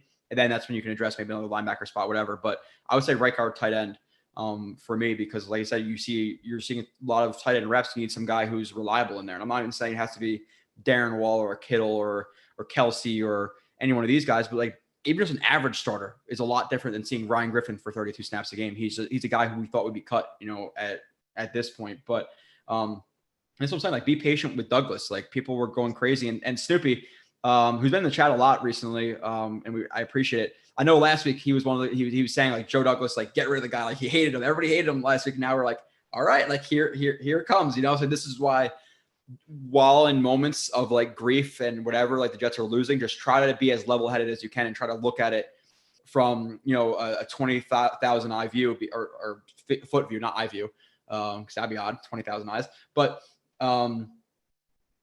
this is why the ups and downs. There's going to be a roller coaster ride. And Gilson, there's going to be some more bad games from the Jets. There's going to be bad defensive performances. There's going to be bad offensive performances. But we are the youngest team in the NFL with probably the most capital overall when you consider cap space and draft picks in the NFL to build, with a head coach we like, with a DC we like, with an OC who is coming from a good system, but who obviously still has to grow as well. At 34 years old, which we can argue again isn't the best move. Like, if there's a couple things I can criticize, tight end, right guard, backup quarterback, and I like that we're bringing in LaFleur from that system. You can argue, okay, he's 34 years old, rookie OC, rookie quarterback. Is it the best combo? Maybe not, but moving towards Wilson, because we have 40 minutes left. Let's head on Zach. We talked about some of the short to intermediate accuracy, but overall, what do you think about the game? And then what would you grade it? Like a letter grade if you had to grade his game. Yeah, I think for Wilson, I think a B+ is a fair grade. In terms of like how it fits into his career, obviously you'd probably go higher just to break out of that funk, to get his first win, all that stuff. But objectively, how he performed, I think B+, because if Randy Bullock makes that kick and we're looking at a tie, if Javelin Guidry doesn't make that tackle, Henry scores, we're looking at a loss, then we're talking more about him missing that throw to Griffin and missing that throw to Davis. So there were definitely some mistakes for him to build upon. But at the same time, the highs were really, really high in this game. The good plays that he made were elite plays in this game. So it was able to, even though the overall consistency wasn't amazing, the fact that his best plays were so good that they were able to just kind of make up for everything else, made this definitely a very solid performance still. Yeah, we have Mark Scott who's talking about the JFM stuff. Mark, if you just take your little red button on the YouTube and you just pull it back about 10 minutes, you'll get the whole discussion. Actually, like 20 minutes, because we talk about JFM extension. And then while we're talking about JFM extension, he's on to the extension, which was wild. Again, if somebody sees the numbers on the next 40 minutes while we're live, I would really like to know the numbers so we can discuss that. But Wilson, there were some low lows. We talked about the closing the game out, missing Ryan Griffin was obviously a terrible miss, which I criticized heavily, because if they come down and they score a touchdown, the Titans that game, we're criticizing that play a lot more than it was. But again, winning cures everything. That's a play that I'm sure 159 people in here, 100 of them can make drunk in the parking lot. It was a 15-yard throw, and he didn't need to put pinpoint accurate, nothing. He needed to put on him. The miss to Corey Davis on 3rd and 10. There was the miss to Crowder, which I thought he was a little bit late on like a 3rd and 10, which he got 9 yards on an out route to the left sideline. The miss to Wesco when he's rolling out to the left, general accuracy, put it on Wesco. The Crowder play, which a lot of people are hyping up in the end zone on like it looked like a hawk concept, like a vertical in and out. 1, he was late to throw it. 2, the throw was too far inside. Needs to be more outside. He threw like a laser, but the hand of the defender was this far away from the ball. Better defender, it could be tipped. So put it on the outside shoulder. So his accuracy has been a little bit wonky.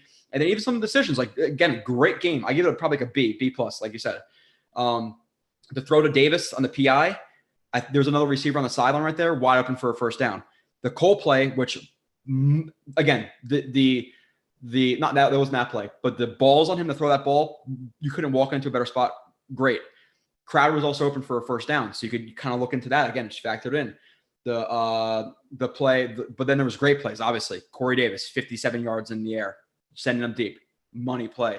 Cole, money play. Which I heard some people were criticizing that he could have led him more. The ball was in the air, him fading out to the sideline for 57 yards, and again, Cole in his situation was running, had to slow up to the ball. And then to me in that situation, he was just trying to find the ball and he wanted to hold on to that ball with his life. So that's why he cradled it like that. Like you could make an argument that there was guys 7-8 yards behind him. He could have slowed down, caught it, and ran it for a touchdown. So let's not get crazy on that for that because Cole could have ran it in. But again, in that situation, huge ball, just catch it. And that's what he did. He just caught it with everything he had. The play fumbled, bobbled snap again. He said post-game, pre-snap, he knew it was going to be cover 1. So he knew they ran like a deep mesh concept. He knew either Davis or Crowder would be open. Saw Crowder. The safety played it really bad after the play action. So there's kind of 2 guys on or behind Crowder. But he saw Crowder open, bobbling the snap, turns around quickly, fades back just in case there was pressure they didn't see because he was supposed to take a drop from under center, throws the ball, money to Crowder. Like he had some great plays, but for him to be more consistent and to be that, which I think we all agree in the chat, could be a top 5 to 10 quarterback in the league based on his physical talent, he needs to eliminate those easy gimme plays. But then there was plays too where I saw was more positive. There was a play that I put up on Twitter of him seeing Davis over the middle. There was like a lot of guys in protection, and he's going to throw to Davis. And one, he either wanted to just see him after the break to throw it, or 2, there was like 51 was like a blitzing linebacker in his face, and he kind of hesitates and then throws it sidearm to get away from the defender's arm. And if he threw it overhead, it was going to be tipped, or most likely tipped. That was a great play. There were some plays, the Ty Johnson play on 3rd and 10. They run a rub concept for a man beater. It's zone. He checks it off to Ty Johnson with plenty of room to spare because he hit him so quickly because he went through his process so quick that Ty Johnson had enough room to run. He's going through his process quicker than me. So like there's positives, but you want to eliminate again that Ryan Griffin throw, the Corey Davis throw, the Wesco miss. Like you got to eliminate that stuff. And there's going to be plays where you're going to see guys open on 3rd and 5 on an out route, and he's taking a 40-yard post because we know what Zach Wilson is. He is that gunslinger.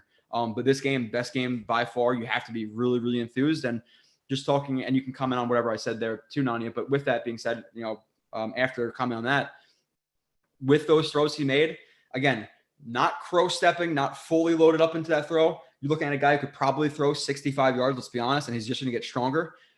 Those throws that he made on Sunday, and specifically the 2 deep balls, and even the one to Cole, how many other quarterbacks in the league do you think can make those type of throws? Not even just individually, and I guess you can factor that in as well, but in the same game. So it's not just like, oh, that happened one time. Like he made 3 like elite throws in the same game. So how many quarterbacks have the physical talent of one Mr. Zach Wilson? Yeah, even just from our perspective as Jets fans, like I was interested to see this earlier because, that Davis ball goes downfield 53 yards through the air. And from where he threw it, I don't remember the exact spot, but almost 60. But 53 yards from the line of scrimmage down the field. Like I was wondering if I'd ever seen Jets quarterback do that. So I looked back at every single 53-plus yard touchdown they've had since 94, which is as far back as they have like play-by-play data. No one's ever done it in the last 27 years for the Jets, throwing a touchdown that far down the field. So there was in the Patriots game, I believe I saw a tweet from, I think it was Madden or something, that he threw a 60-mile-an-hour ball in the game, and that was the fastest of the week. And then you compare that to just combine data, which is not a real game. And Josh Allen is the only guy who's hit that mark in even the combine, like the past 15 years. So the arm strength and then the touch that he has, that, because throwing the ball hard is one thing. That's what Josh Allen was as a rookie. But then he gets his mechanics better. Now he can throw it hard and with touch and accuracy. And Wilson already has those two things on his deep ball. So there are not a lot of guys that could do what he can do with those deep throws off schedule on the run the way he did. And even just like you said, in the same game, 2 50-yard throws. The Jets over the last 10 seasons have averaged 2 of those per season. So, and he did 2 in the same game. So, and I just had a guy in the last chat too who was like saying, like, he's bringing up a lot of Wilson stats. He's like, Wilson hasn't thrown a ball for over 40 yards in the air for a touchdown. Boom, here you go, 50-something yard touchdown to Corey Davis, absolute money throw.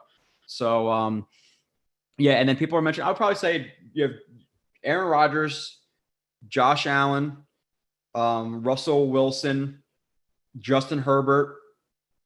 Am I missing anybody? I would say in terms of arm strength and the mobility, I think Lamar Jackson could make that throw, but he's all over the place with his accuracy. So I'm not going to say in the same game he makes those type of throws because he's not the type of guy. So yeah, Herbert, Rodgers, Wilson, Mahomes, Josh Allen, right? 5. Maybe 5 guys. You put Watson in there? No, I think he doesn't have that arm strength. I was going to say, like, I know he's a playmaker, but like an arm strength play like that is definitely not his strength. So I don't think he'd be in there. Yeah, so 5. So yeah, Herbert, Josh Allen, Russ Wilson. Maybe Kyler Murray? Maybe, yeah, so Kyler. So that's 6 guys we're saying? He's in that company? Because Watson has great mobility. He has good accuracy, good touch. But in terms of throwing a ball while fading out to your right, it's 57 yards in the air. With that zip on it, I don't think so. So he's in an upper tier of quarterbacks in terms of physical talent. And at BYU, we credit him with quick mental processing and being able to throw into windows and anticipate and going quick through reads. And the first couple of weeks, it was lacking a little bit, but now we're seeing it progressing a little bit more. Like, he threw that ball with anticipation to Corey Davis, and that's why it was picked. Now, the best decision to throw that ball, in my opinion, not in my opinion. It was, I think it was 50-50, 50% Zach Wilson, 50 Corey Davis. Corey Davis' fault for slipping. Zach Wilson trusted him, but you look at his eyes, and there was that over route that he read first. And based on where the receiver was, he should have just taken that ball, in my opinion. Just throw that ball. He tried to force it to Davis, in my opinion. So there's some things he will learn. But physical talent, top 5 to 7 in the league in terms of physical talent. Again, we said the list again, not necessarily the cleanest in terms of listing out 1 to 7, but we went through guys. What was it? So we got Murray, Allen, Herbert, Rodgers, Wilson, Mahomes. Right? That's what you said. You can make it 6. Okay. So he's in that top 7 of guys who can make that throw. Somebody said Baker Mayfield in the chat. Absolutely not. Absolutely not. And you're talking about Wilson too. We're talking about his physical talent, his mobility in terms of juking guys out. Like that one play he had. Which I think I know exactly which one you're going to talk about. Yeah. I forget exactly what happened at the end of it. I just remember he threw it to Michael Carter a little bit over his head. Yeah. I have it. I have it. But you're talking about let me see if I could find it really, really quick. And he keeps his eyes throughout the season, not just that play. He keeps his eyes downfield when he's doing that, which is really great. When he's dodging defenders, he's not, into running back mode. He keeps his eyes downfield. And that's a really Mahomes-esque kind of trait. Yeah, I remember putting it in, again, by the way, for people who don't watch the film shows, again, I know there are definitely a lot of people in here who don't. I think that show I did was 87 plays. So there was a lot. I know I labeled it like almost great play. Oh, near great play. Here it is. Play 57.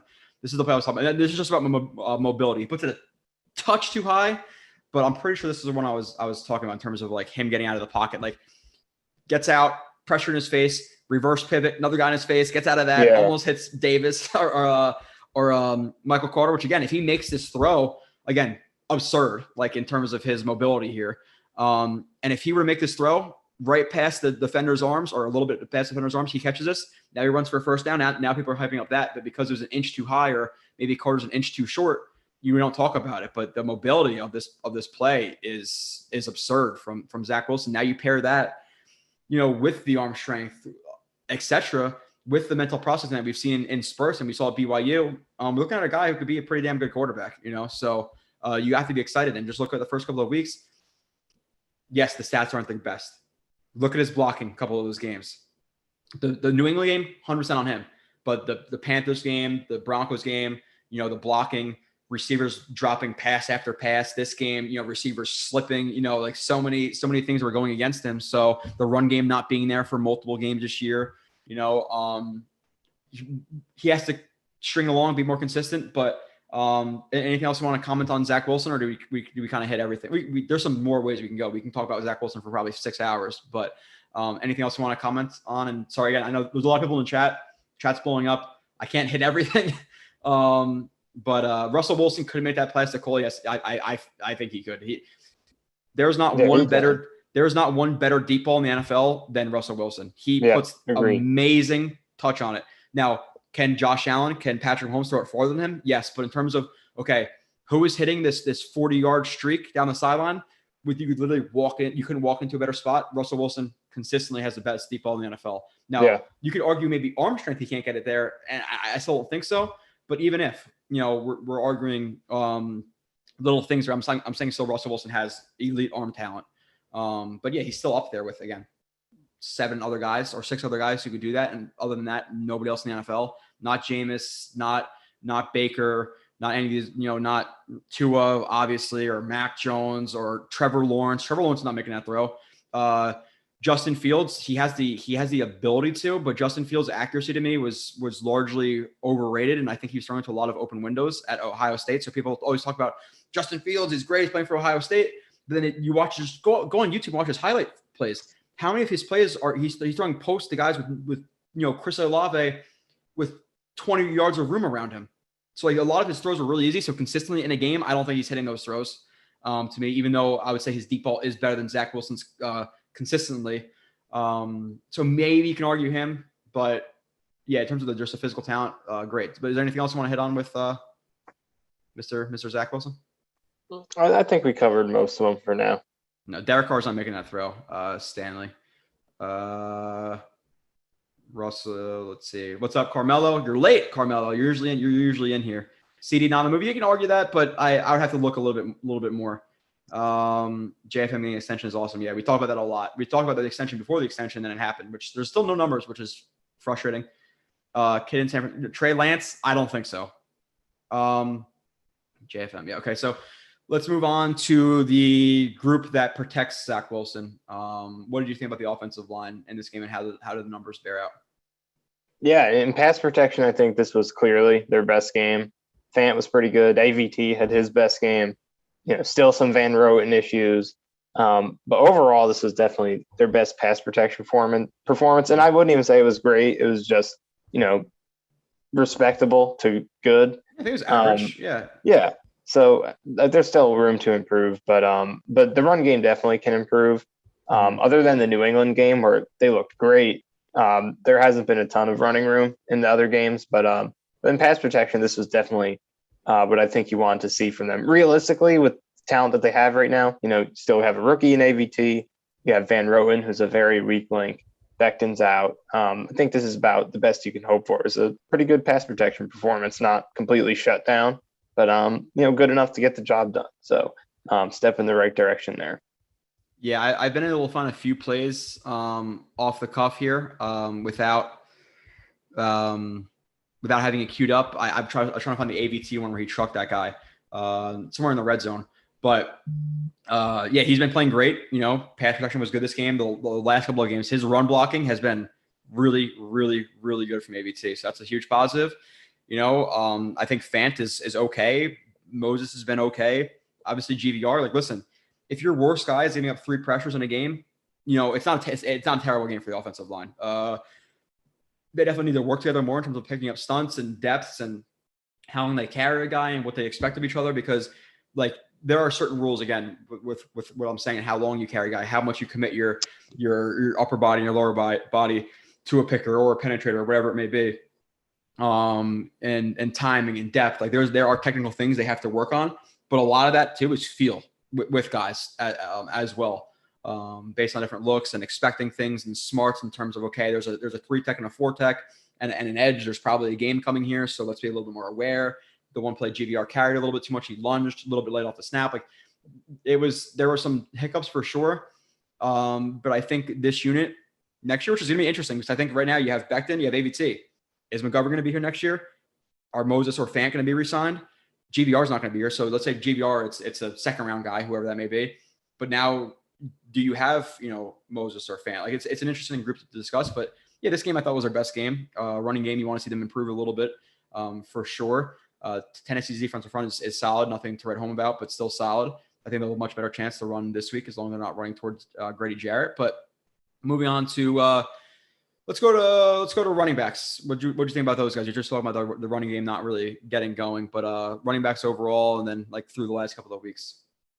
People are saying 4 years, by the way, for JFM. So we were right on the 4 years. Nice. Now what is the price? My prediction was I think I said 52 and 30. 52 total, 30 guaranteed. What was yours? I said 4 years, whatever it equals out to $12.5 million a year, with 29-30 of that guaranteed is what I said. That's what I said. We'll say. Yeah, we'll talk about CD in a little bit, which is nice to meet you as well. Running back, what do you think about those guys? Yeah, so I've really liked what Carter's been doing this season. He's been, first contact has been great. Just breaking the first tackle. Has he been tackled once on the first hit? Like really? There are so many ankle tackles that he's just run straight through. Literally like 10 already. He's been fantastic. And even there was one run in this Titans game. It didn't necessarily go anywhere, but a linebacker, I think it was a linebacker, I don't remember, but gives him a full head-on shot with the helmet. He just bounces right off of it and continues outside. And there was one against the Broncos too. He was out of bounds, but guy just blasts him. He doesn't even go down. Sideline. Yeah. Mm-hmm. So he's been really hard to bring down, and eventually better numbers will come along with it. But he's doing his job in terms of just breaking tackles. The other guys haven't necessarily been that impressive. I'm curious what you think in terms of, do you think Johnson and Coleman have kind of cost them yards, are playing a role in the run game not being that good, or do you think it's mostly O-line? Yeah, and it's a combination of both. Carter has definitely been impressive. There's been some times where he's not seeing a hole. Like there was one time he was running to the right last game, and I think if he was a little bit more patient with his feet, he could have got a cutback easier. But overall, again, like you're talking about him with his yards after contact and all that stuff has been really, really impressive. And he's looked like a guy who, again, it's early, but he looks like he could be that 1B running back. Do I want him as the bell cow guy? But no, 1A, 1B, splitting reps with another guy. I think he could be that. When you look at the other running backs on the team, and I kind of got, not I guess criticized, but people think I was being a little bit unfair in the offseason. I said minus Carter, they have a bunch of Jags. Like Johnson last year was productive when he played, but he was hitting a lot of open holes. I think his vision is pretty bad. He overstrides into gaps. He just runs into guys. So he runs 100 miles per hour, but doesn't have great vision. And there's specifically a play against the Broncos where, just in terms of his gap awareness of where he should be running, he got tackled where he should have got tackled. Coleman, great job in the end of the game, jumping over the pile. He had a nice like a 9-yard run on second down, whatever that was. He had the screen play where he dove in for a near touchdown. Like he had some good plays. Overall, let's be honest, he's a Jag. He just is. His vision's not good. He overstrides with the best of them. Like his one, and it helps. It doesn't help that he's tall. But in terms of seeing cutbacks and being able to hit the cutback, his strides are so long, he just doesn't afford himself the opportunity to cut back, where some guys can make a cutback within a yard or not even a yard, but half a yard to a yard, where Coleman is running so hard and with such an elongated stride, it takes him 2-3 yards to cut back, which is not good. And the cutback's not sharp. And in terms of Michael Carter, I'd say this is why it was something confusing to me. Maybe it's just people just automatically think short football players aren't good football players. If you're telling me, would you rather have a tall running back or a short running back? I'm thinking a short running back all day, because what is so much of contact balance about? It's about your center of gravity. Center of gravity is lower and better when you're shorter. So if anything, being a smaller running back is actually a pretty good thing. It's not a bad thing to be a short running back in any sense of the form. So people, I see that being their argument is saying, oh, well, Michael Carter's never going to be number one back. He's too small. What? He's not small in terms of build. He's small in terms of his height, which helps him maintain his balance like he's been doing. There's multiple plays in that Broncos game where he's throwing down his non-football carrying hand to maintain his balance. Like he's been good. His vision needs to improve a little bit at times, but overall I'm happy. Ty Johnson and Coleman, yes, have been costing some yards, 100%. They're not great players. Let's just be honest, So next year, more of a secondary need, but do I think they could bring in another running back in the fourth round to be 1A, 1B with Carter, that split backfield? I think it's needed, because Ty Johnson has been disappointing with how he's been playing. Coleman, is gone. Josh Adams isn't here. He elected to not sign with the Jets practice squad to get another opportunity.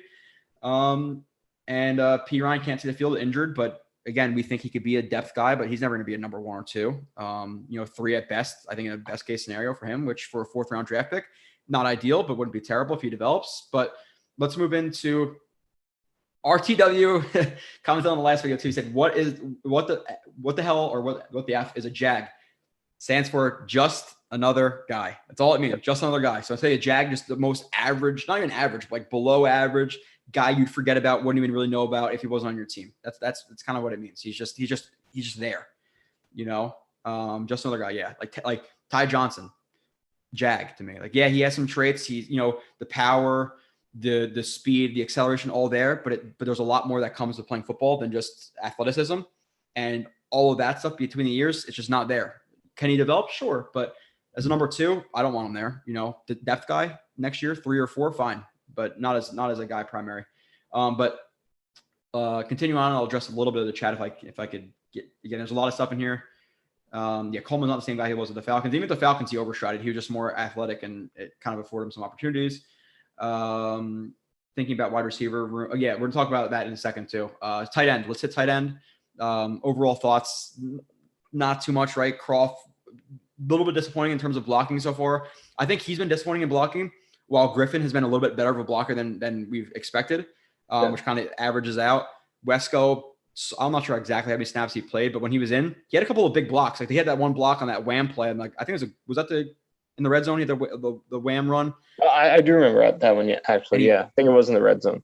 Yeah, and I'll pull that up because I know I have it as a wham in here somewhere. And he blocked the shit out of that defensive tackle. Like, I think when West goes in, he's a good blocker. And I think people throughout the offseason have underrated him as just a pure blocker. Now, do you want that Juszczyk to be that guy who can also run a wheel and burn a linebacker? Sure. But in terms of strictly blocking between the tackles, whatever it may be, Wesco's a solid fullback, and I like Wesco more than other people. So thoughts on a tight end group. And we already talked about, obviously, they need another guy going into next year. But yeah, I agree. Croft's blocking has kind of been a disappointing aspect. I feel like the tight end unit would be a lot less of a liability if he was blocking at the level that we were used to seeing him block with the Bills, with the Bengals. So that's definitely been a negative. And if he can get back up to that level, I think it would definitely justify the tight end snaps a little bit more. Griffin, like you said, I actually think, like first game, I think he was awful as a blocker, but the past few games, he kind of has picked it up a little bit. So, but he's still been pretty bad. That's just by Ryan Griffin's standards. But obviously passing game, not getting really anything from either of them. They made some catches, but they really don't separate. The only catches that they made have been underneath, and Croft can do it. But like you said, a lot, he's kind of underrated in that aspect. We haven't seen a ton of it so far though. And then Wesco, like you said, is underrated. He kind of disappeared in the last game. They didn't use him. Yeah. This game, he came back a little bit. And he definitely gets his blocking assignments done a lot more consistently than the other two guys do. So if that's going to be an emphasis to have extra blocking out there, I think he should be getting his 10 snaps a game. Yeah, I think it was – this is the other place too. Like, people say, oh, he's a bad blocker, which is why I kind of went at some people on Twitter a little bit this offseason at times. But, like, to say he's bad – and I just want to bring up this block too. Like, again, watch him at fullback. Like, I'm not even breaking anything down. I've already done it, etc. But, like, the dude can block as a fullback. Like, he just – like, come on. Like, this is an absolutely wild in terms of like whatever this is zone lead. We're not going to break it all the way down inside zone lead. Completely folds that guy, and we just saw him move a defensive tackle. I know it was a wham, so he wasn't expecting it necessarily, but he didn't get in his way. He drove him 5, 6, 7 yards. Like, Wesco is a blocker. Now, would you like to use Juszczyk, something like that? Yeah, sure, but I think they need to use him a little bit more, in my opinion. Like, that one game, was it the Broncos game? They got like one snap, or the Pats game, he got one snap, whatever it was. But, like, let's get something. Let's see. Ali says, remind everyone that Barry Sanders was 5'8", 210. Emmitt Smith was 5'9". Maurice Jones-Drew, there's plenty of guys who are 5'8", 5'9", who are good running backs. When I hear that argument, for what reason? Tell me why being a short running back isn't good. Like, unless you're like, okay, you're catching contested passes on wheel routes, okay. But I'm going to argue that that's much less important than having contact balance and a good center of gravity, So, yes, people were for some love with for Wesco in here. Aside from Wesco, below average, yeah, they need to bring in a tight end next year, undoubtedly, for sure. And we can see what Yabo is, but let's be honest, Yabo was uber raw at Ole Miss, And a lot of his plays were schemed very open. Like, again, just go watch the highlights. Post wheels with nobody carrying the wheel in that post, running for wide open touchdowns. Like, it wasn't a lot of route running. There wasn't a lot of press coverage. A lot of it was break over the middle on like a snag or a curl, nobody around him. He kept him catch the ball and get yak. And he had some impressive yak. He has some good vertical speed.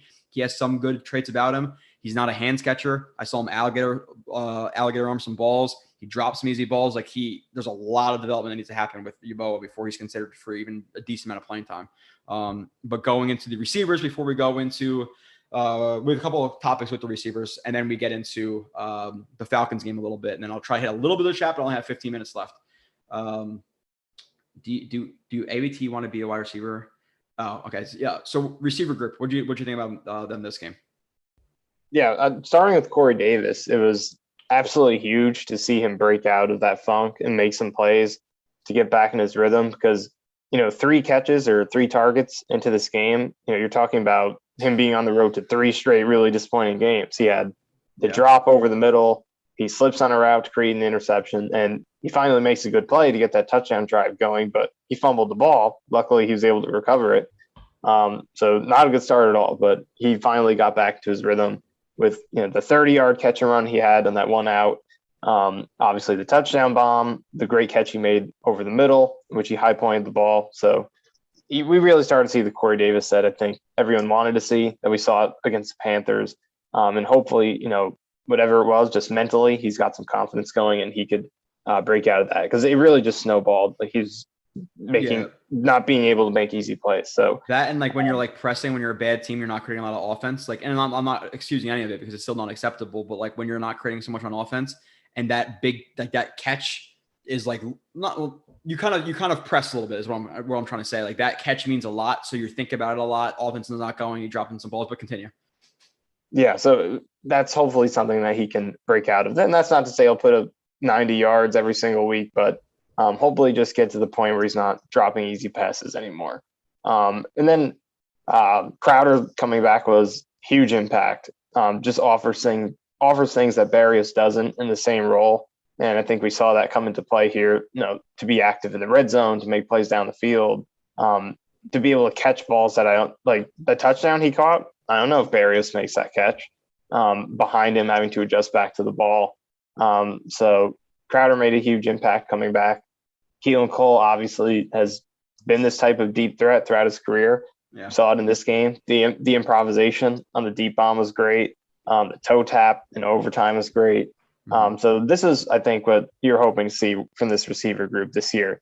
And just the fact that, Elijah Moore can miss the game, one of your starters, and you still have enough weapons to go out there and have a performance like the one that they had is why you kept Crowder and why you amassed all this depth at wide receiver. So you don't have to have a Bears in 2018 performance where Andre Roberts is out there, Sharon Peake, and all these bums. So that's the reason. This is what we hope to see out of the receiver group this year. Yeah. CD said that the first pass to Cole was intended for Davis. I disagree a lot on that one. But all right. Yeah, if you're looking at the play, he's literally looking at Cole on the sideline, and Cole is shrieking up the sideline, and Davis is here. If Davis is here, one, he'd be looking there, and 2, he would have thrown it from a much different arm angle and got a little bit more pointed towards it. Here, he was definitely trying to throw to Cole, so I don't know what you're talking about in terms of that was supposed to go to Davis. You look from this view. Again, Cole. Unless he's throwing to Cole while looking at Cole and it's supposed to be to Dave. I don't get what you're saying there.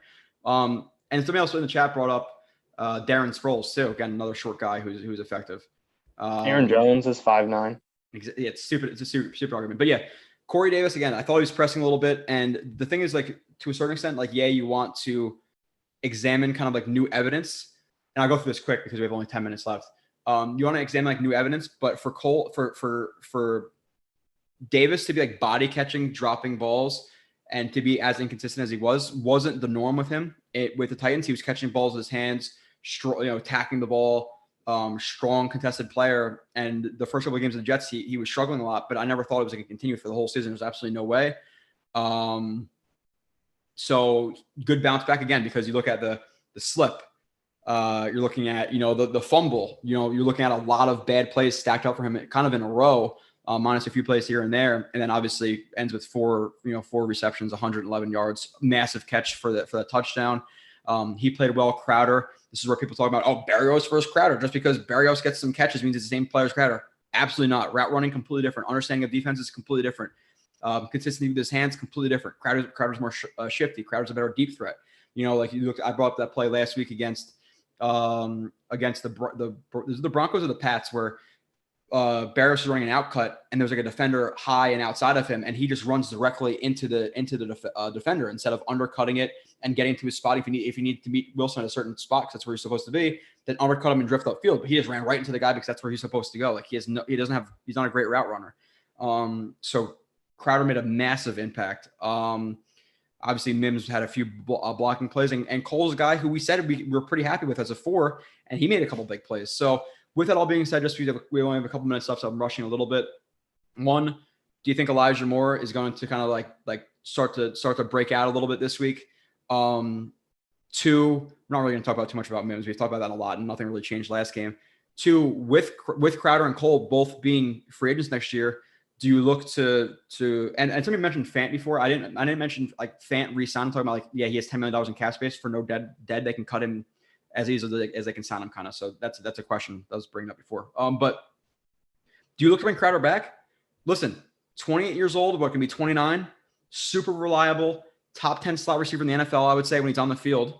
Do you just get rid of this guy because of Elijah Moore, or do you bring back a core next year of what looks like, whether they bring back Cole or not, but you have Davis, you have Mims, you have Elijah Moore, and you have Crowder. Like, why get rid of Crowder if he's still relatively young and still super productive when he's in the game? Like, is it a foregone conclusion that we're getting rid of this guy, or would you like to see the Jets sign him for, whatever, $7-8 million a year? Like, he took a pay cut from 10 to 5, the cap inflation next year. You're looking at probably 7 to 10, probably right around like 8 or 9, I would say, for Crowder. Do you look to sign him because he's a very, very reliable slot option who I don't think he's not 31, 32 years old. He's 28, 29. He can still be a productive receiver. So what are your thoughts on Crowder and then, lesser of Cole going forward?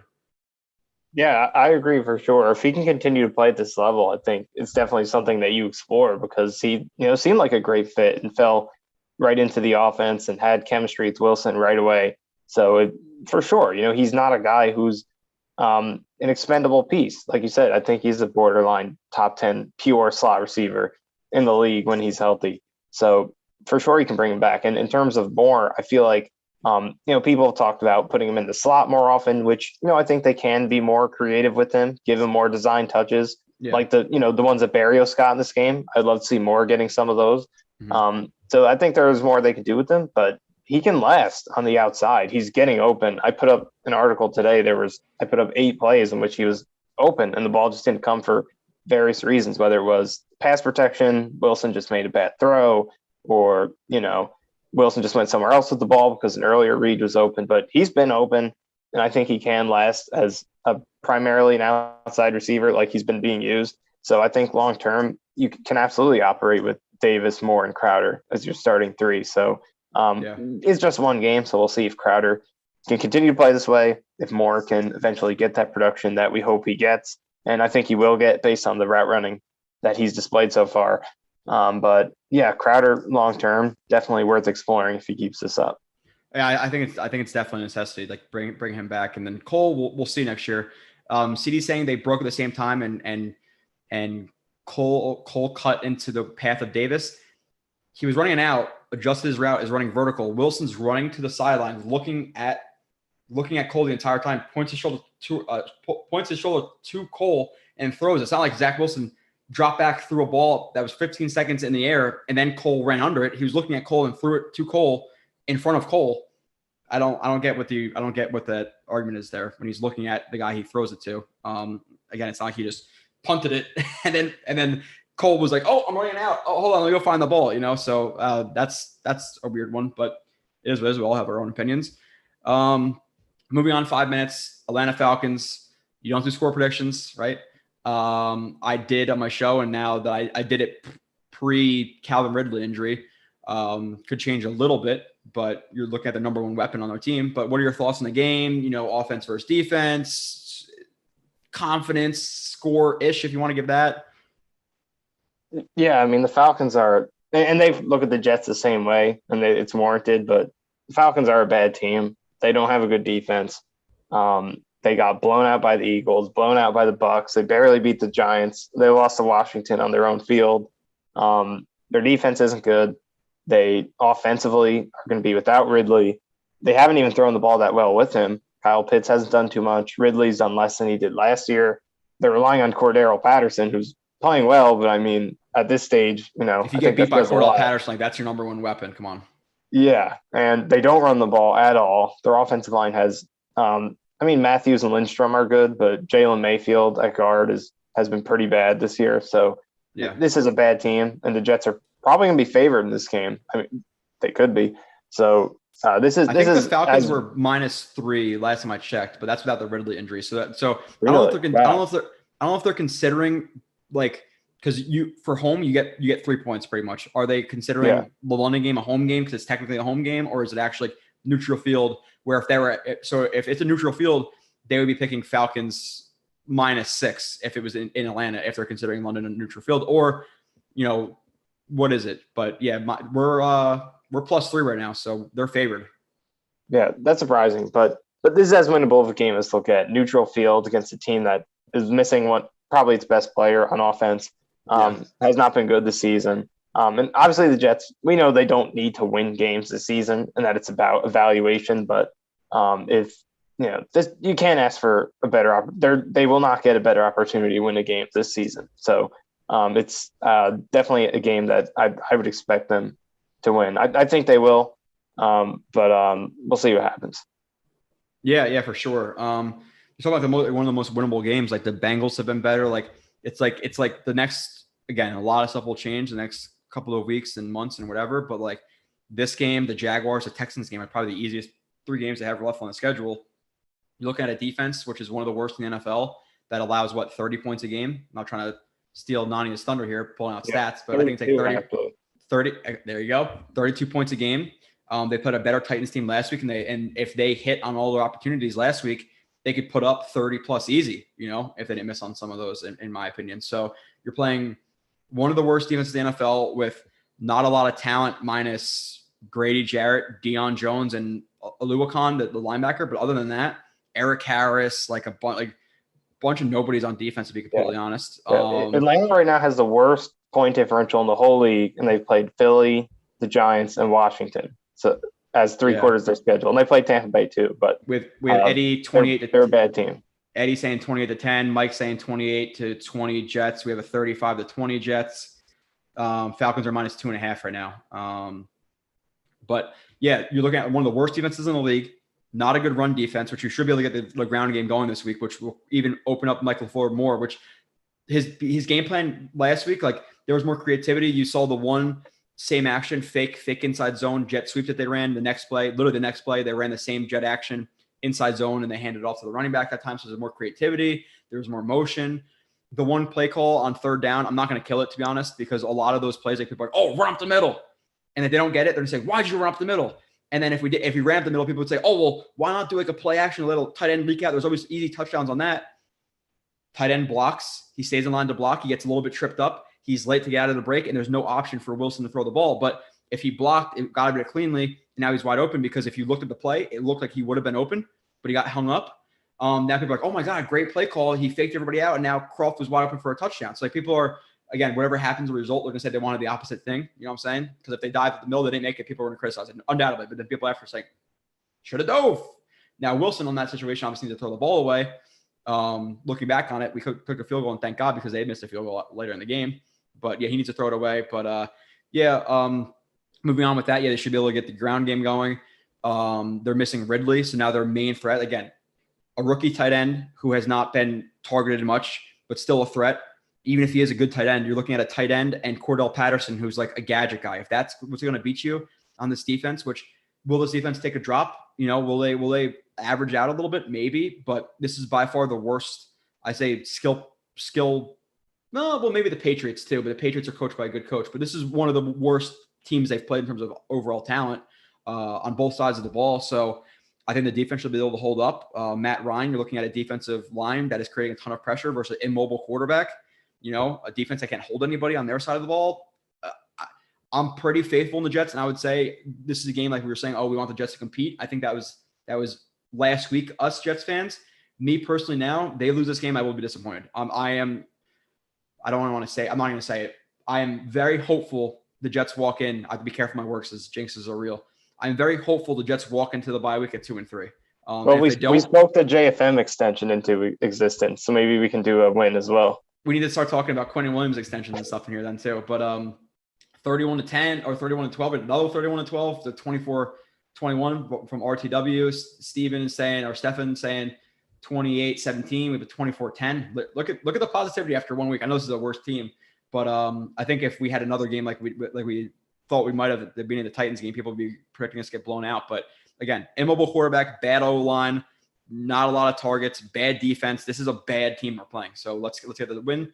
I appreciate everybody who's been in here. 150, 60, 170 plus in here for most of the stream.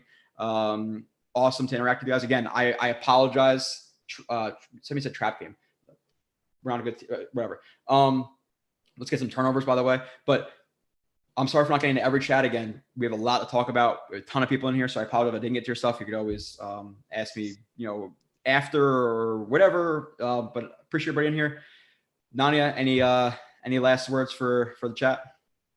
Nah, I mean, it's good to have positive energy back, and if they can pull off another win, we get to extend that for a whole extra week, carry it into New England. So good vibes right now. Hopefully they can keep going.